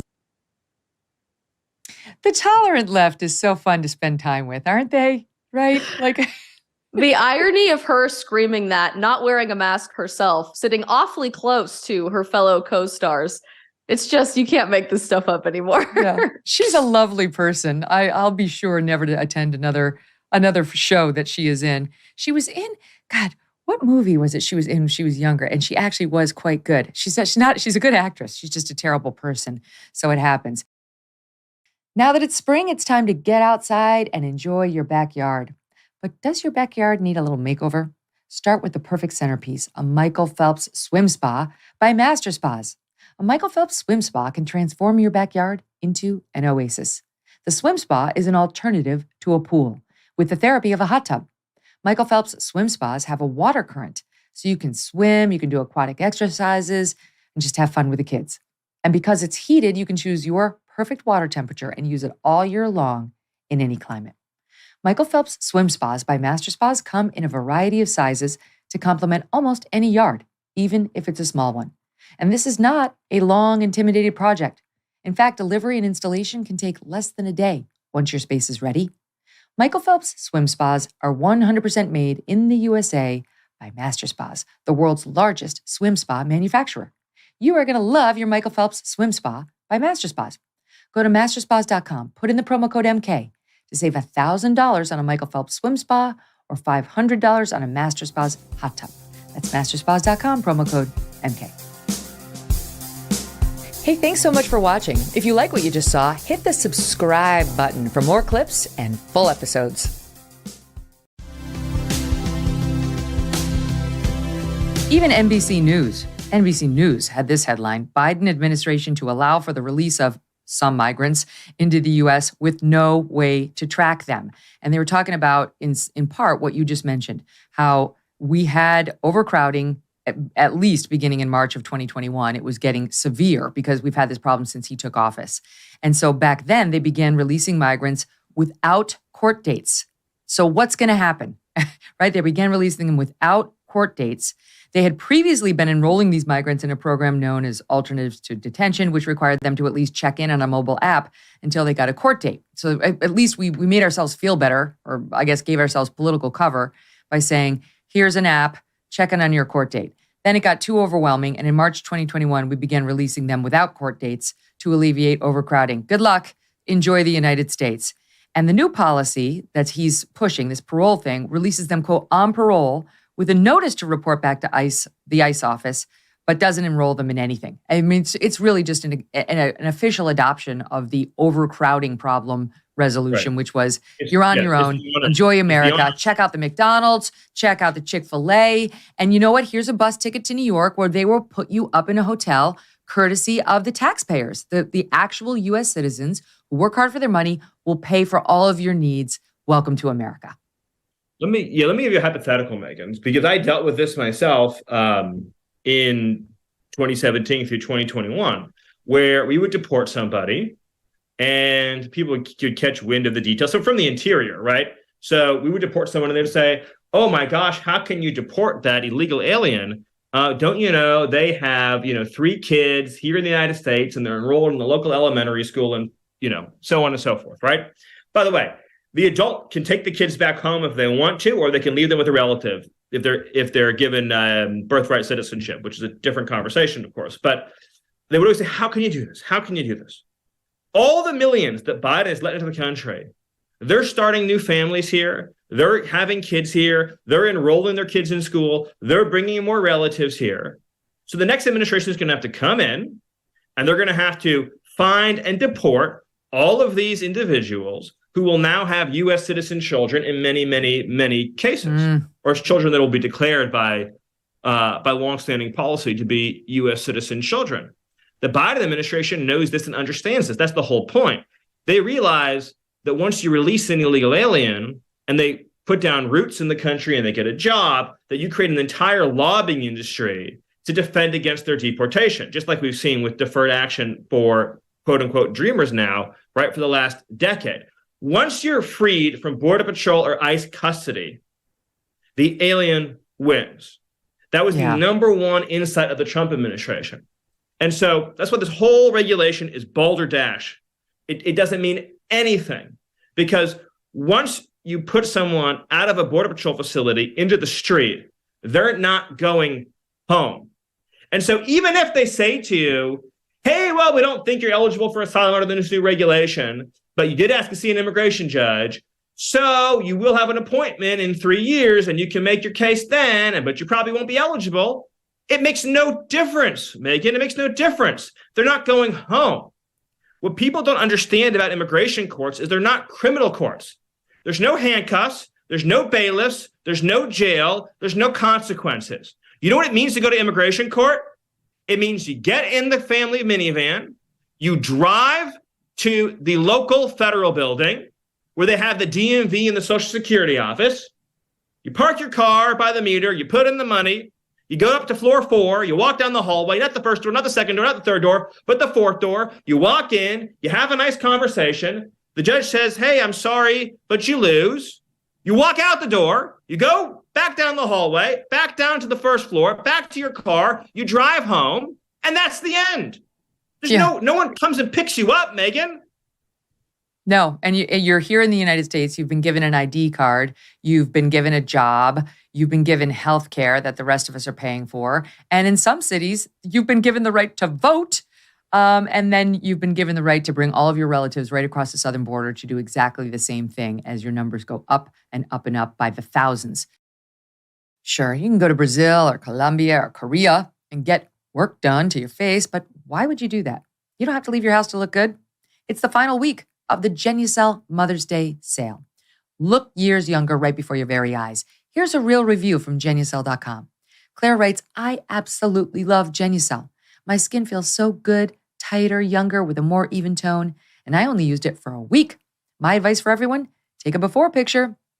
Nothing works like Genucel because it's a family recipe for over 20 years, made by a compounding pharmacist in small batches. Always safe, cruelty-free, and natural.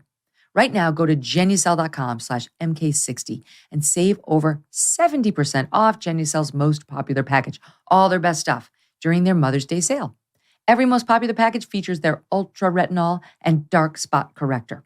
Don't wait. Go to Genucel.com/MK60, GENUCEL.com/MK60, and get a complimentary Spa Essentials box with every package order for only 1 more week, plus free upgrade to priority shipping. Genucel.com/MK60. Hey, thanks so much for watching. If you like what you just saw, hit the subscribe button for more clips and full episodes. what was your reaction the first time you saw Times Square? That's so funny. So there's always the North Korean keeps saying, we are going to make American bastards, their land into sea of lights, right? By the bombing them with a nuclear weapon.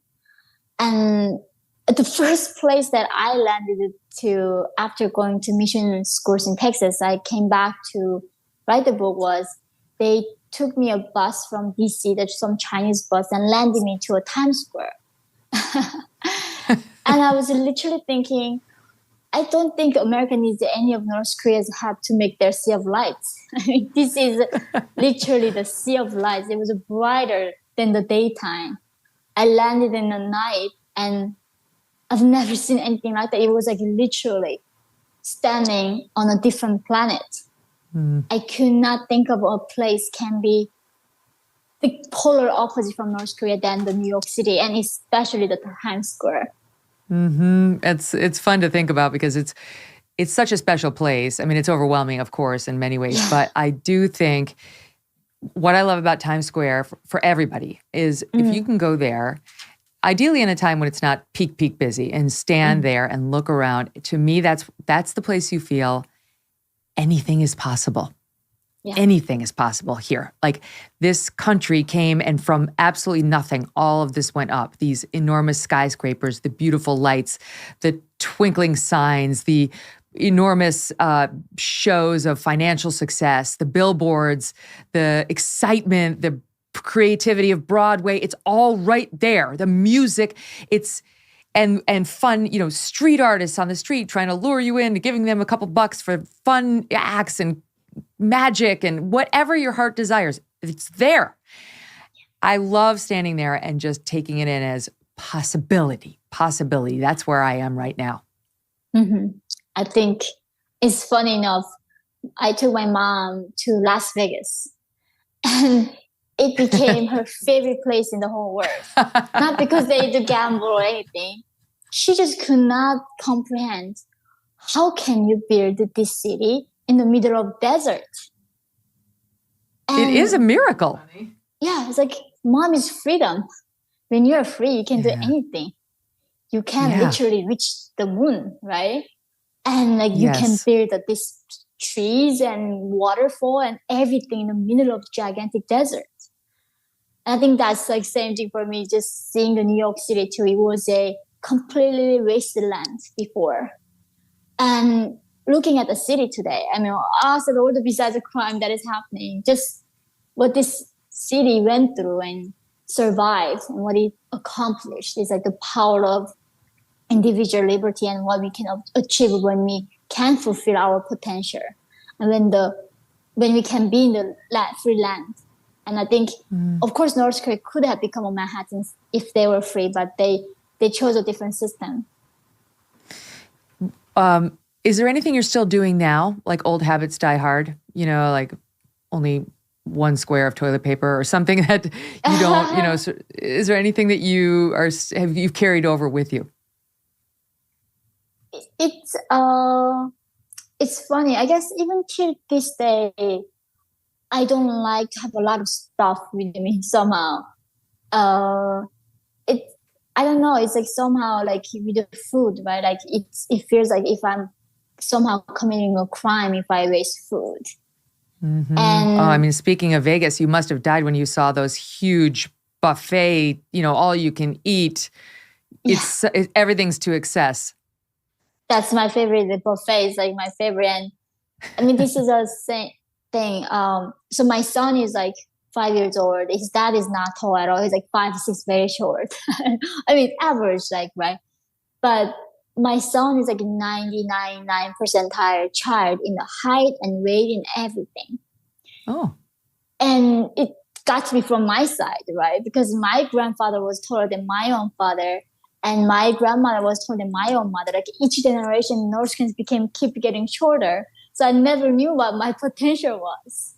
Right. And yet you're going to see I was so obsessed that like my son would not get enough nutrition. I think the obsession with nutrition still stays with me.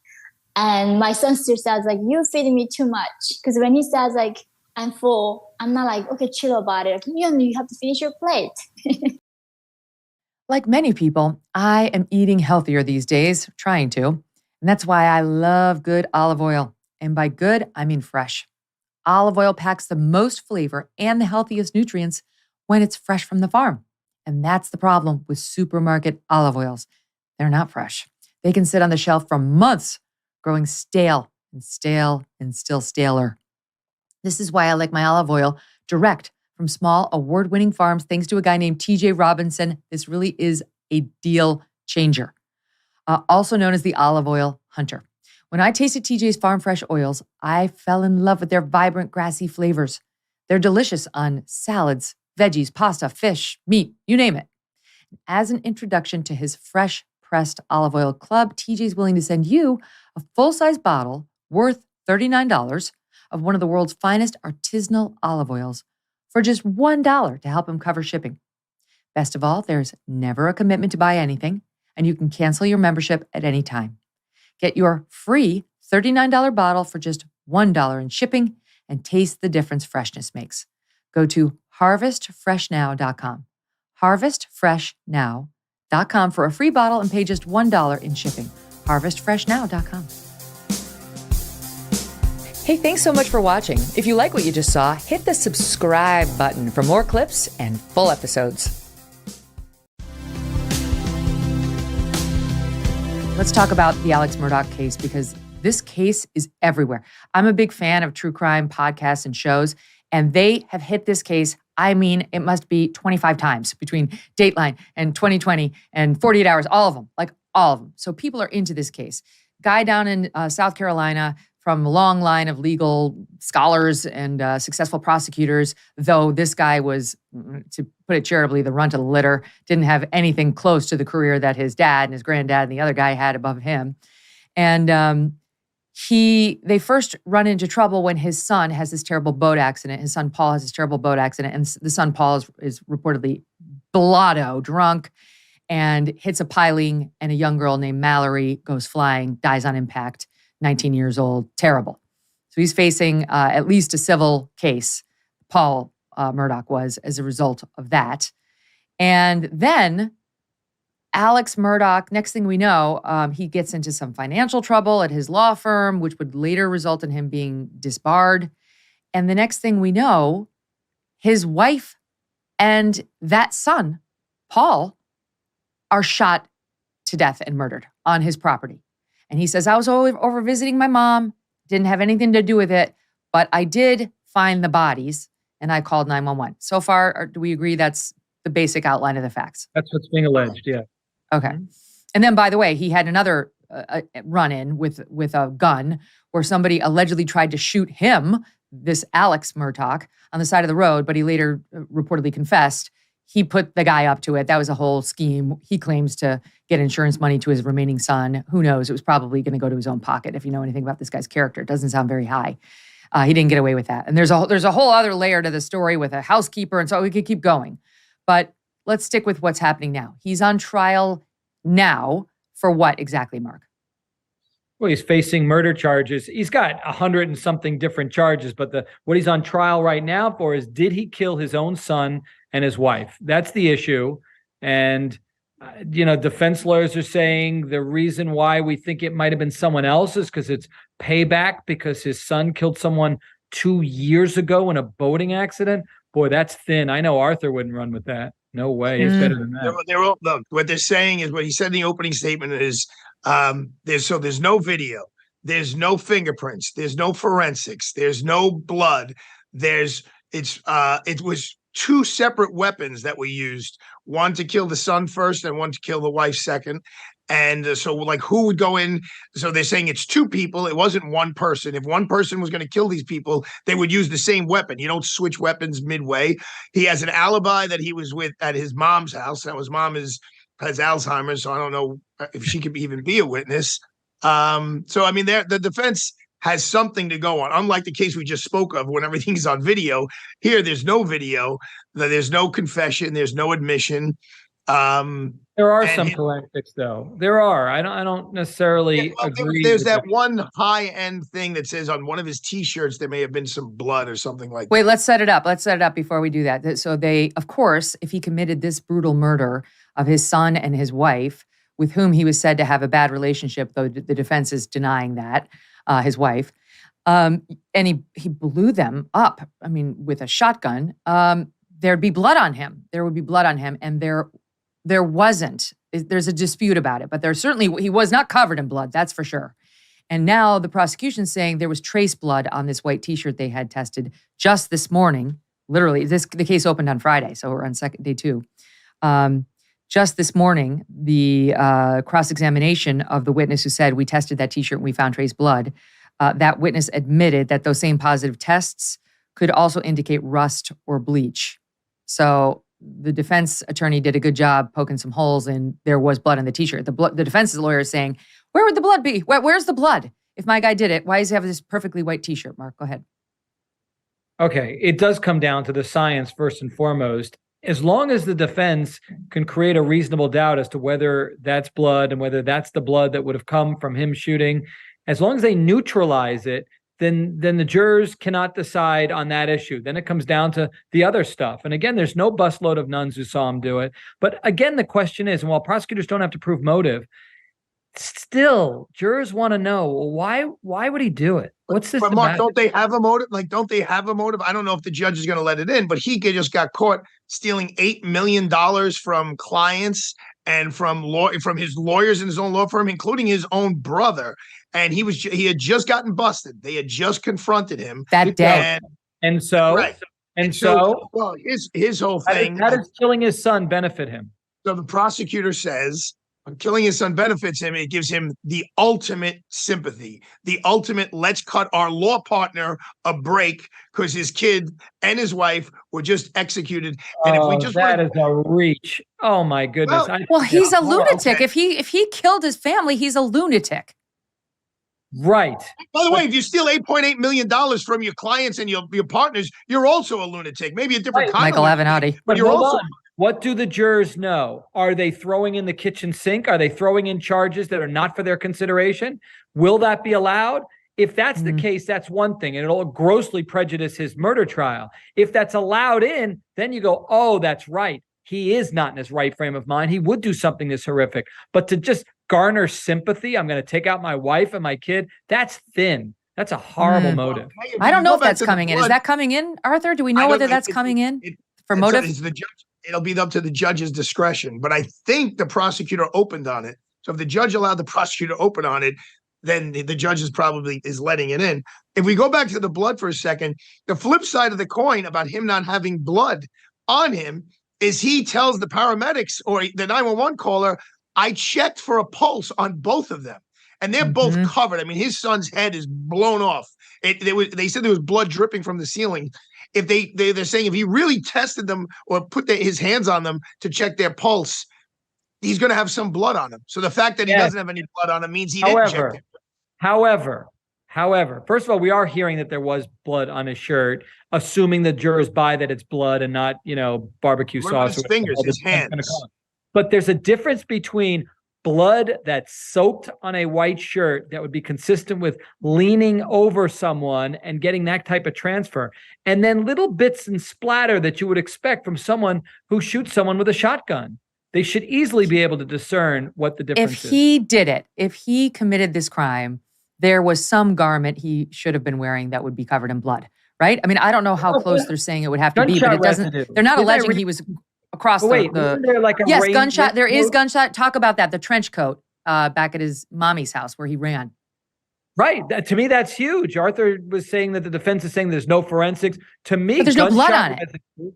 On a jacket of some sort, like a trench coat or whatever, that he left at his mother's place, the exact place that he's claiming he went to, and that he was there. That's his alibi. Well, that's huge. How do you explain that? Well, where's the blood? If he's wearing that trench coat when he committed these alleged crimes, Arthur, wouldn't it have blood on it? You would assume so. But Megyn, my understanding is they only recovered one of the two weapons. So wherever that other weapon, I don't think they have either weapon. I don't think they found either weapon. They believe they know what the one weapon was because it matches ammo all over the Murdoch property, and they were able to say this like to make the link. But I don't think they have either gun. Okay, maybe I'm misinformed, but my thinking is he got rid of probably the second weapon he used, and those clothes, he got rid of those as well. I mean, it's not that hard to change your clothes. There's like a long gap between when the autopsy was conducted, when the medical examiner says they died, and when he actually calls 911.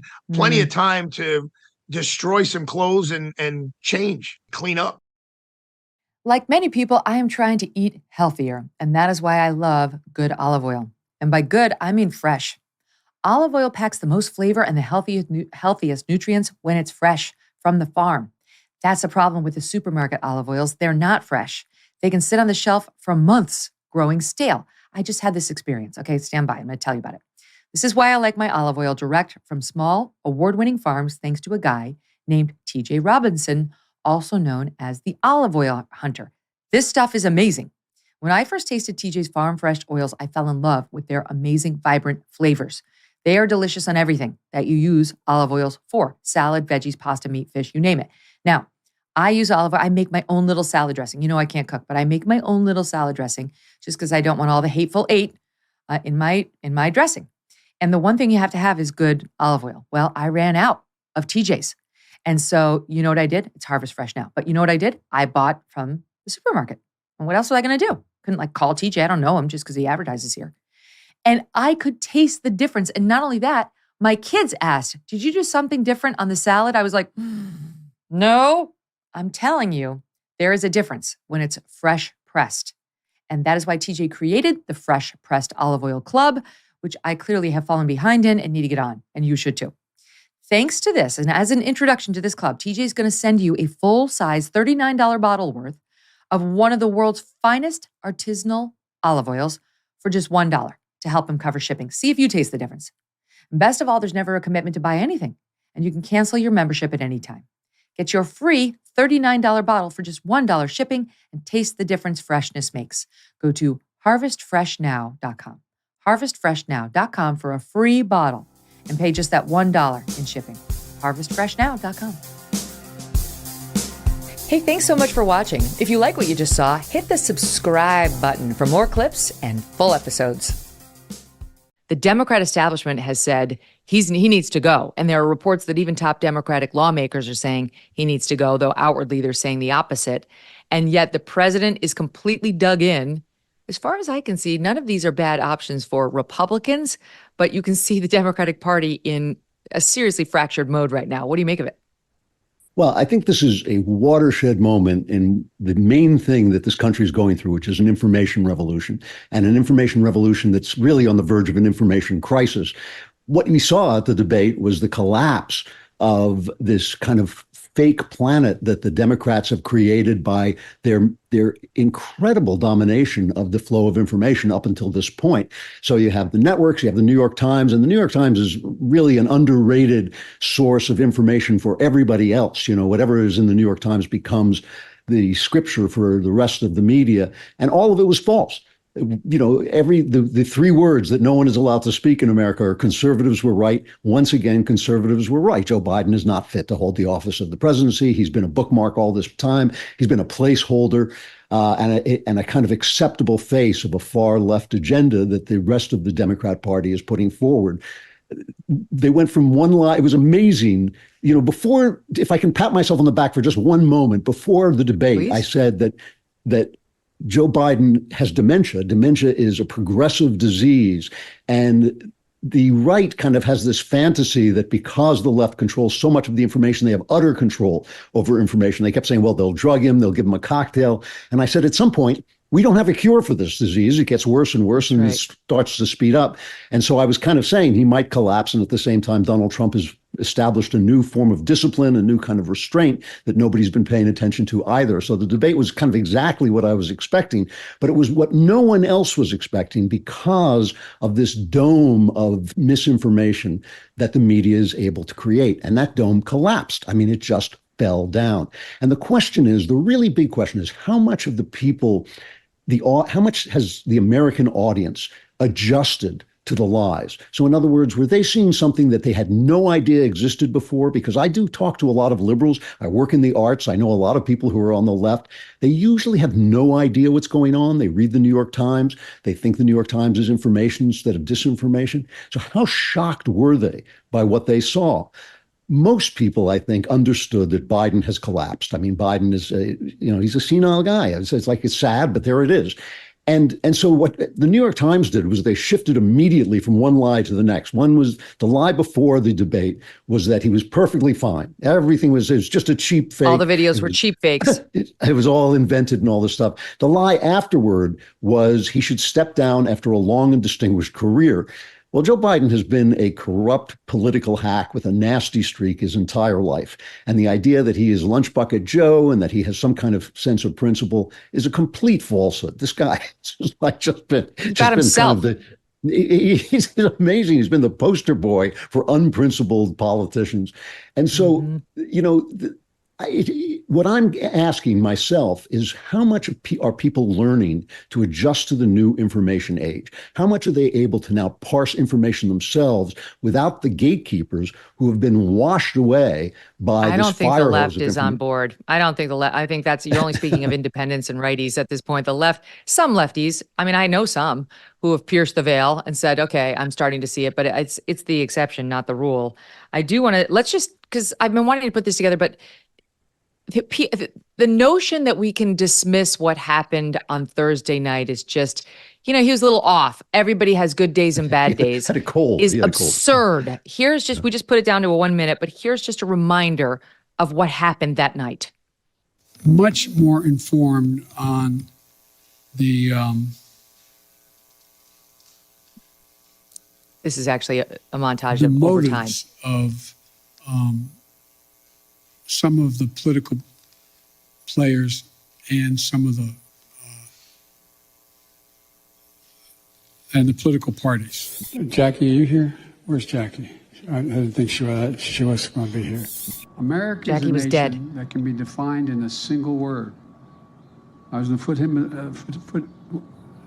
foothills of the Himalayas with somewhere between 700 billion and $1.3 billion. Beer brewed here. It is used to make the brew beer in this refiner. Oh, Earth Rider, thanks for the Great Lakes. Don't mess with the women in America unless you want to get the benefit. Asylum officers and over 100 cutting-edge inspection machines to help detect and stop fentanyl coming out of our southwest border. Imagine what we can do next. 4 more years.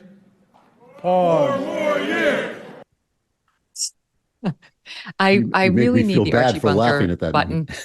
I need the Archie Bunker button where he just says, "Huh, huh." That's so we've all seen that, okay? But it's worse. It's worse because I actually thought what we saw on stage was shocking, and I cover Joe Biden's, gaffes all the time. Even I was shocked by what I saw. And now you've got Carl Bernstein of Woodward and Bernstein fame and Watergate on CNN last night. This is kind of a longer clip, which we don't normally go over a minute because it gets boring, but this one's over a minute because listen to what he's reporting. Well, these are people, several of them, who are very close to President Biden, who love him, have supported him, have been among them are some people who have raised a lot of money for him.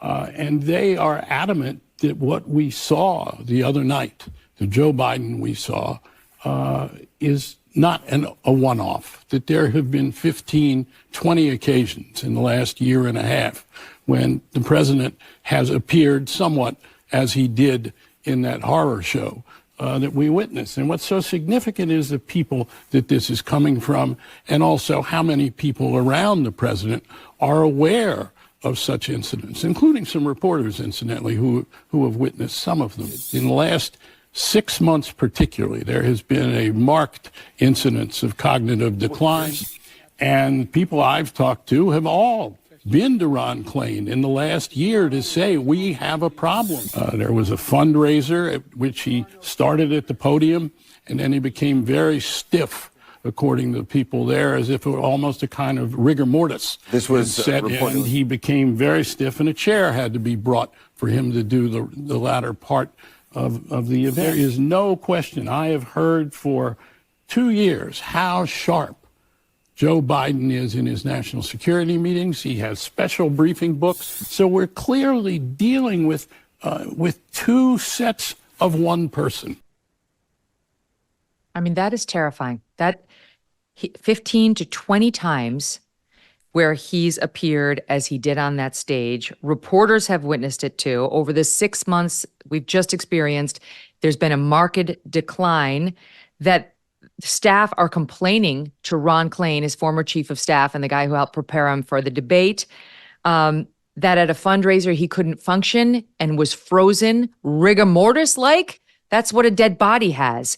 This is deeply alarming. And yet what we hear today is that in that fundraising phone call, or the phone call that the chief of the campaign had with donors, she's touting the fact that he's gotten this clean bill of health from the medical doctor for his physical wellness. You remember they did not do a cognitive ability test.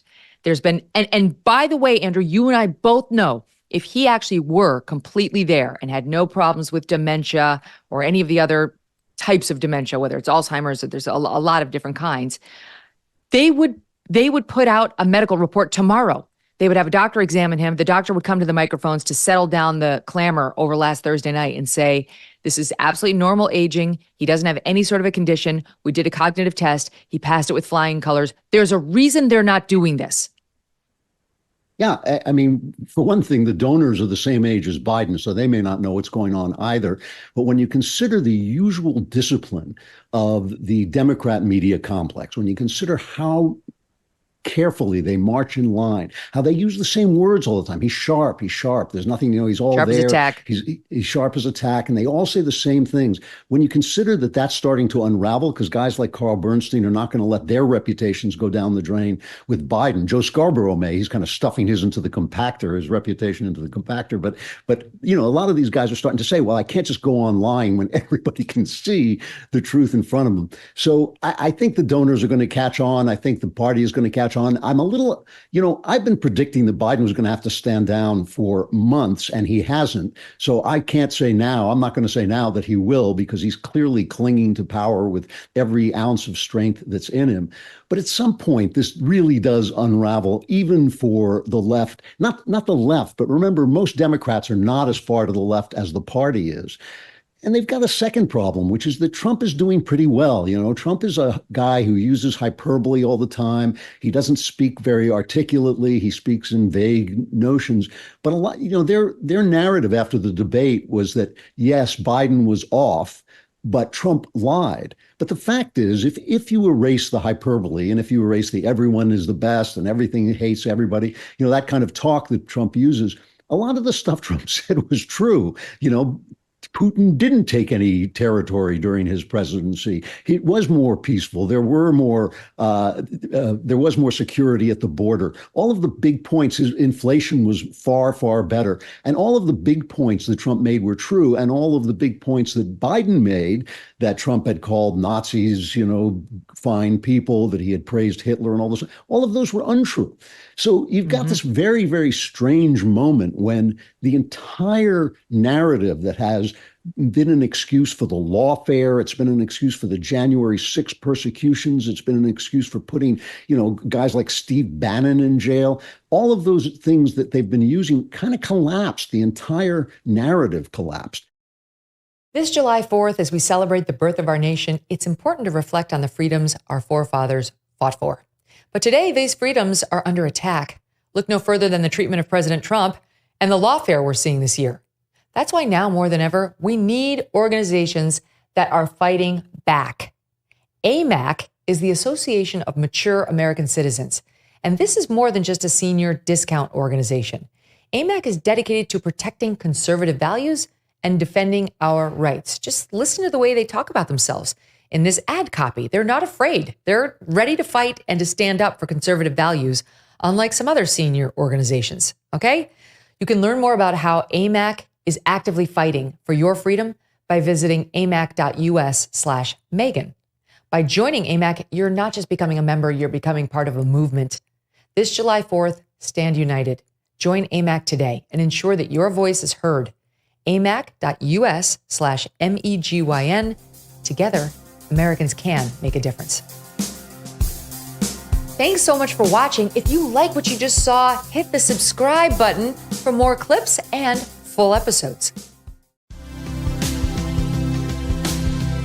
Let me just kick it off with Alec Baldwin. He has requested that this wrongful death lawsuit filed against him be dismissed with prejudice. Now, the husband of Helena Hutchins, the cinematographer, sued him for wrongful death, or, was going to, but they settled the case. Then Helena Hutchins' family sued him for wrongful death.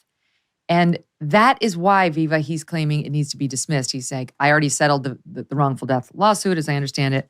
And they're saying that the plaintiff must be married to the decedent under California law in order to be compensated for wrongful death. Yeah, I don't know what the details of California law are on this. I mean, at some point you could get sensitive to the fact that you can't have every extended family member suing for the wrongful death of a family member, but the mother and the sister, if I'm going back to my criminal law in Canada, I'm pretty sure they can sue for loss of enjoyment of life. The fact that he settled with the husband is neither here nor there, but you got to give it to Alec. He's not afraid of taking the unpopular position that the lawsuit should be dismissed with prejudice because you weren't close to her anyhow, so no basis to sue. I don't exactly know the nuances of California law, but I'd be flabbergasted if the mother and sibling of someone who was wrongfully killed would not be able to sue civilly for wrongful death. And Maggie, there's another development. There's another development I think that is really, really bizarre. Alec has waived his right to be at his criminal preliminary hearing, which is coming up in May. And now he apparently has resumed filming the Rust movie. So weird. Movie where this shooting happened.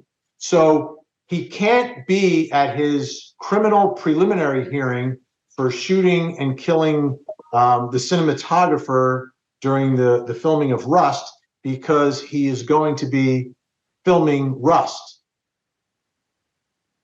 That's bizarre. That was part of the settlement with the husband is that they have to finish shooting the film. I actually made the prediction that they were never going to resume filming despite their agreement because of the criminal charges that were looming. The whole situation is utterly bizarre, but as far as I understand, like settling with the husband is not going to eliminate potential lawsuits from others who have claims against Alec. But well, here's the response. A lawyer for Hutchins's mother and father and sister who were behind the wrongful death suit, the new one, they slammed his attempt to avoid responsibility. That was their word, saying, we're not surprised that he's once again attempting to avoid responsibility. Attorney Gloria Allred, as if on cue. She says, it's abundantly clear under New Mexico law, which is where the shooting happened. She says, which will be applied in the California court, that he is responsible for all the harm he did to the entirety of her family. We're here to make sure that he's held accountable. So it'll come down to a choice of law issue. I haven't checked New Mexico law, but if they're right. Going to bed at a decent hour did not always mean I got enough sleep. Often I was too hot, too cold, not that comfortable. That changed with my Cozy Earth bedding. The softest, most luxurious, it really is, and responsibly sourced bedding on the planet. Cozy Earth bedding is naturally temperature regulating, so I sleep great in any weather. And I am not alone. Allison leaves this 5-star review. Love them. Softest, most comfortable sheets I've ever slept on. Cozy Earth bedding is made from 100% premium viscose from bamboo. Cozy Earth is so confident you are going to love their products. They offer a 100-night sleep trial, which means you have up to 100 nights to sleep on it, wash it, try it out. If you're not completely in love, just send it back for a full refund. Whether it's their luxury sheets, their loungewear, pajamas, or new bath towel collection, you will love shopping at Cozy Earth. And now you can order their bedding in 5 awesome colors. Hurry though, save 35% right now on Cozy Earth. Go to CozyEarth.com, enter my promo code Megyn and save 35%. CozyEarth.com, promo code Megyn, M-E-G-Y-N, CozyEarth.com. Hey, thanks so much for watching. If you like what you just saw, hit the subscribe button for more clips and full episodes. So she's coming out later today, and she is going to be announcing that she's filing a wrongful death lawsuit against Baldwin on behalf of other members of Helena Hutchins' family.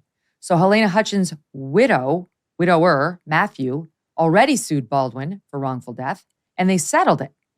And now she's coming forward, I guess, on behalf of other family members, including Helena's possible, like her parents and a sister, is what we're being told. We'll know more later, trying to revive this claim. Now, I've never brought a wrongful death lawsuit. A quick Google search tells me the general rule is you get one. You only get the one. You can't have and now the cousin and the seventh cousin twice removed and the in-laws. Of course, they're not going to let Alec Baldwin get sued by every single family member of Helena Hutchins. I don't know, Steve, you're actively practicing law now. What do you make of it? Well, I do criminal law. My board certification is in Florida criminal law, but I did practice civil for about 6 years way back when. And this is very state-specific stuff.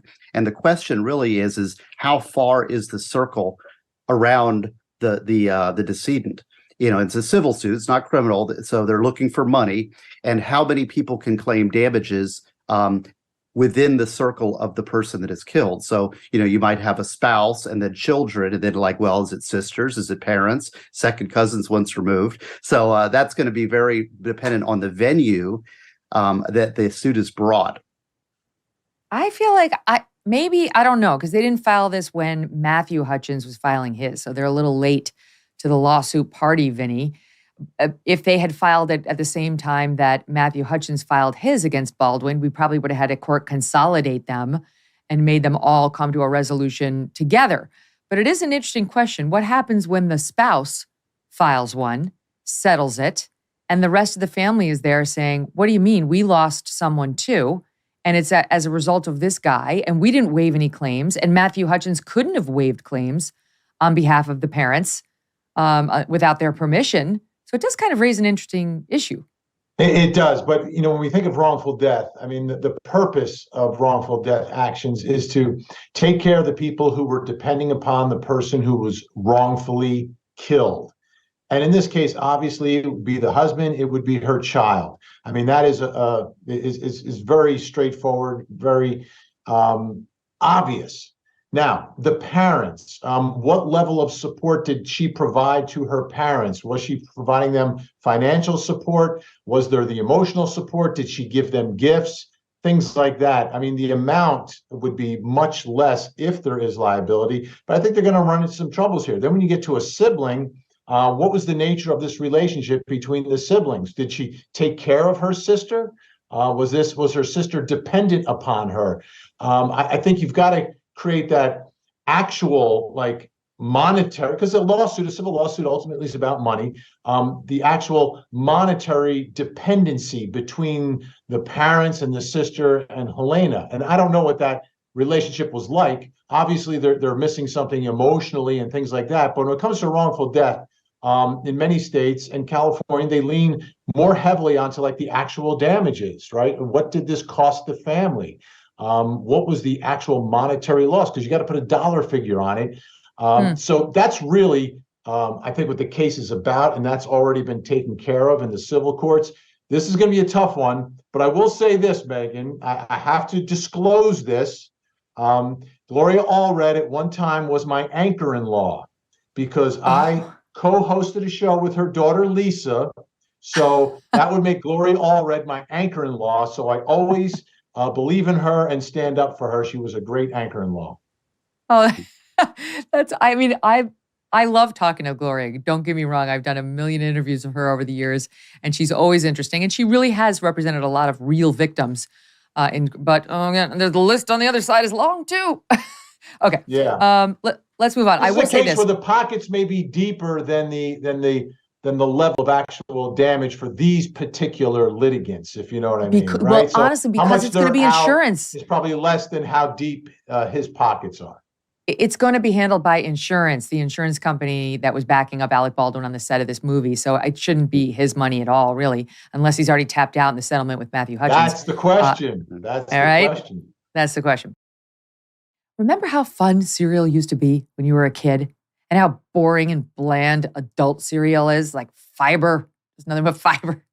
Well, Magic Spoon has replicated your favorite childhood cereals to taste good, but each serving contains 0 grams of sugar, 0, I say, 13 to 14 grams of protein, and just 4 to 5 net grams of carbs per serving. It's a keto-friendly, gluten-free, grain-free, and soy-free way to relive those childhood moments watching your favorite cartoons and stuffing your face with something you love. Plus, it's only 140 calories per serving. It's like there's magic in every spoonful, hence the name. With over 8 unique flavors, you will not get bored of feeling good with Magic Spoon. The super popular, previously limited edition birthday cake flavor is back to stay. We're celebrating our birthdays early with this fan favorite. Head to magicspoon.com/MK to grab a custom bundle of cereal and see for yourself. Try out the magic. Be sure to use our promo code MK at checkout to save $5 off your order. If you love those delicious, sugary cereals you used to eat when you were a kid, but you staved them off, you gave them up because you thought you couldn't recapture it at something that was a little bit healthier for you, check out Magic Spoon. They're so confident in their product, they back it with a 100% happiness guarantee. So if you don't like their product for whatever reason, they'll refund your money, no questions asked. Remember, get your next delicious bowl of guilt-free cereal at magicspoon.com/MK. Use that code MK to save $5 on your order. Hey, thanks so much for watching. If you like what you just saw, hit the subscribe button for more clips and full episodes. Let me ask you, as a guy who, spent 15 years in the CIA trying to go after bad guys and help people color inside the lines, what you make of this Paul Pelosi news, that 911 call, Mike. Yeah. That I was listening to you talking with Michael Knowles earlier, and I think you raised a really important point, which is that if you think like we would, right? If you're somebody who follows politics, if you're somebody who follows the news, right? Because that's part of your makeup, then yes, the 911 operator sounds completely ignorant and completely, incompetent. But if you then put yourself in the place of a 911 operator who's just doing a job, right? And going home and not watching news and not caring about news because maybe they're a single parent, whatever it is.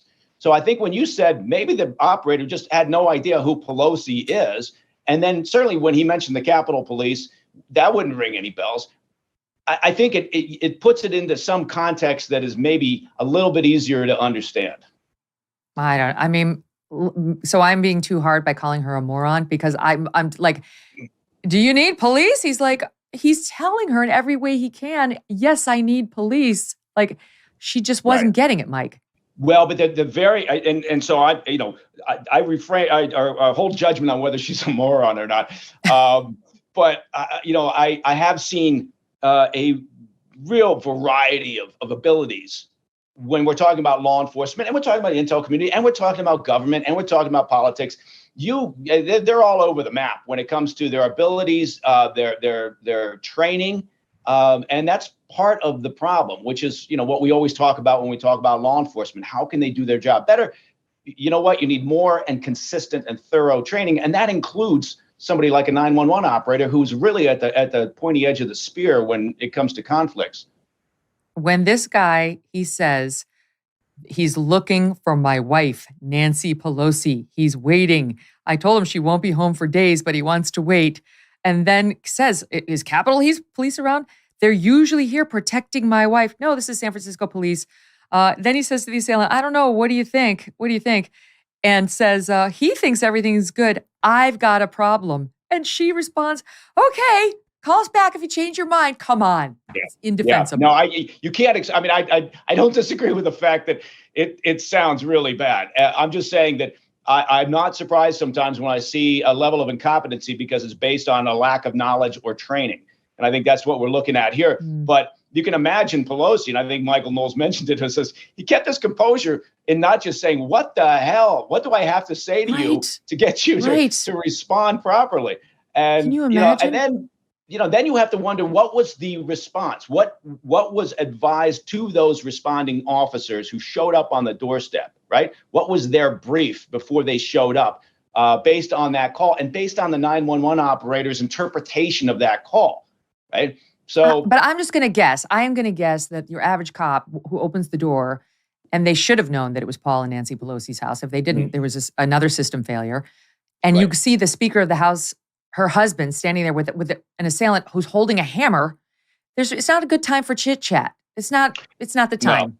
No. And they said, and look, they have to be able to assess the situation. I don't want to sound like I'm apologizing for every step, because there was clearly a sort of a cascading effect here of mistakes, of errors, right? And it actually started with the U.S. Capitol Police surveillance feed, right? That is in Washington, D.C., because they do have a surveillance feed on the Pelosi home. But it's one of many monitors within the complex there that they have to watch. And so until those police cars showed up with the lights flashing, and it suddenly catches your attention because you're looking at banks of dozens of other monitors. So that's the first problem. Well, then it kind of keeps going from there.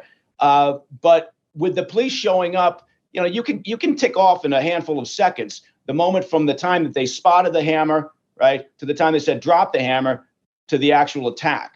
And there's a moment of assessment. They're not just going to knock the door down and charge at Paul Pelosi and this individual, right? That's a movie thing. So they have to be able to do a spot assessment very quickly. Unfortunately, the perp was able to grab the hammer in that short period of time. Again, it doesn't excuse some of the other mistakes that took place, but I am saying that when the police rock up on a situation, it's a lot more complex than sometimes TV and film make it out to be. No, I appreciate that. And I've never been a cop. What do I know? I've practiced law and I've been a journalist. And so it's easy for me to, pass judgment from my cheap seat over here. It's just, to me, in my layperson's eyes, it looks rather shocking, knowing what they knew, the fact that that attack did not have to happen. Can we just look at it one more time? I just want to see that the video of the cops showing up at the door to see, because to me, it seemed like an eternity to when the amount of time that they had to get that hammer out of the guy's hand. But the video, I'm talking to my team now, the video of the cops showing up at the door, not the 911 thing. Hi, how you doing? How are you? What's going on, man? Everything's good. Hi. Drop the hammer. Nope. Hey. What is going on right now? I'm not getting an answer on call. Oh, shit. There you go. It's off. Mike, I may be reading into it. The officer from his voice sounds kind of young. Kind of tells it's not an older guy, and that could mean not that much experience. I don't know, but yeah. Again, you've got a problem with consistency of training, throughout the law enforcement across the country, right? And they deserve more in terms of resource. I've never been one to say, pull back funds from the police, because look, if you want better police, you got to train them better, right? That's just the reality of it. You have to be consistent in that training, but I would say the bigger mistakes here, and they've done a hot wash on this thing, and they do what's called a gap analysis in terms of the security that takes place here. And the real critical mistakes were, the perimeter security that existed around Pelosi's home was clearly inadequate. The coverage of surveillance handled by the U.S. Capitol Police, that obviously failed. Because they could have identified this problem if they'd been monitoring properly the home in real time. And then that line of communication, right, between the 911 operator, the Capitol Police, the local police that were responding, there was a lack of understanding as to what they were going to rock up on when they knocked on that door. So those are the real points of problem here when you're evaluating something like this. Is your business still using spreadsheets and emails to manage important sales commission? Why? Is your support and operations staff stretched thin and stressed out from dealing with all this unnecessary paperwork? Why? Are your salespeople constantly trying to piece together the puzzle for what they're getting paid on and what's potentially missing? That's annoying. This is where ClearComp comes in to make your life easier. ClearComp is a one-stop shop for your business to manage sales commission documentation like commission plan info, product info, and facts. It's basically a sales operations and sales enablement dream platform. ClearComp works seamlessly and securely with your existing software applications for your billing, CRM, HR, you get the picture. Your sales team is going to perform their best with real-time results and earnings using ClearComp's interactive boards like this one. And your operations team will be able to make commission plan adjustments with just a few clicks. So please, get this done already, right? Stop putting it off. Modernize your sales organization. Improve your business today by visiting clearcomp.com. That's CLEARCOMP.com. Book a demo and tell them I sent you. Hey, thanks so much for watching. If you like what you just saw, hit the subscribe button for more clips and full episodes.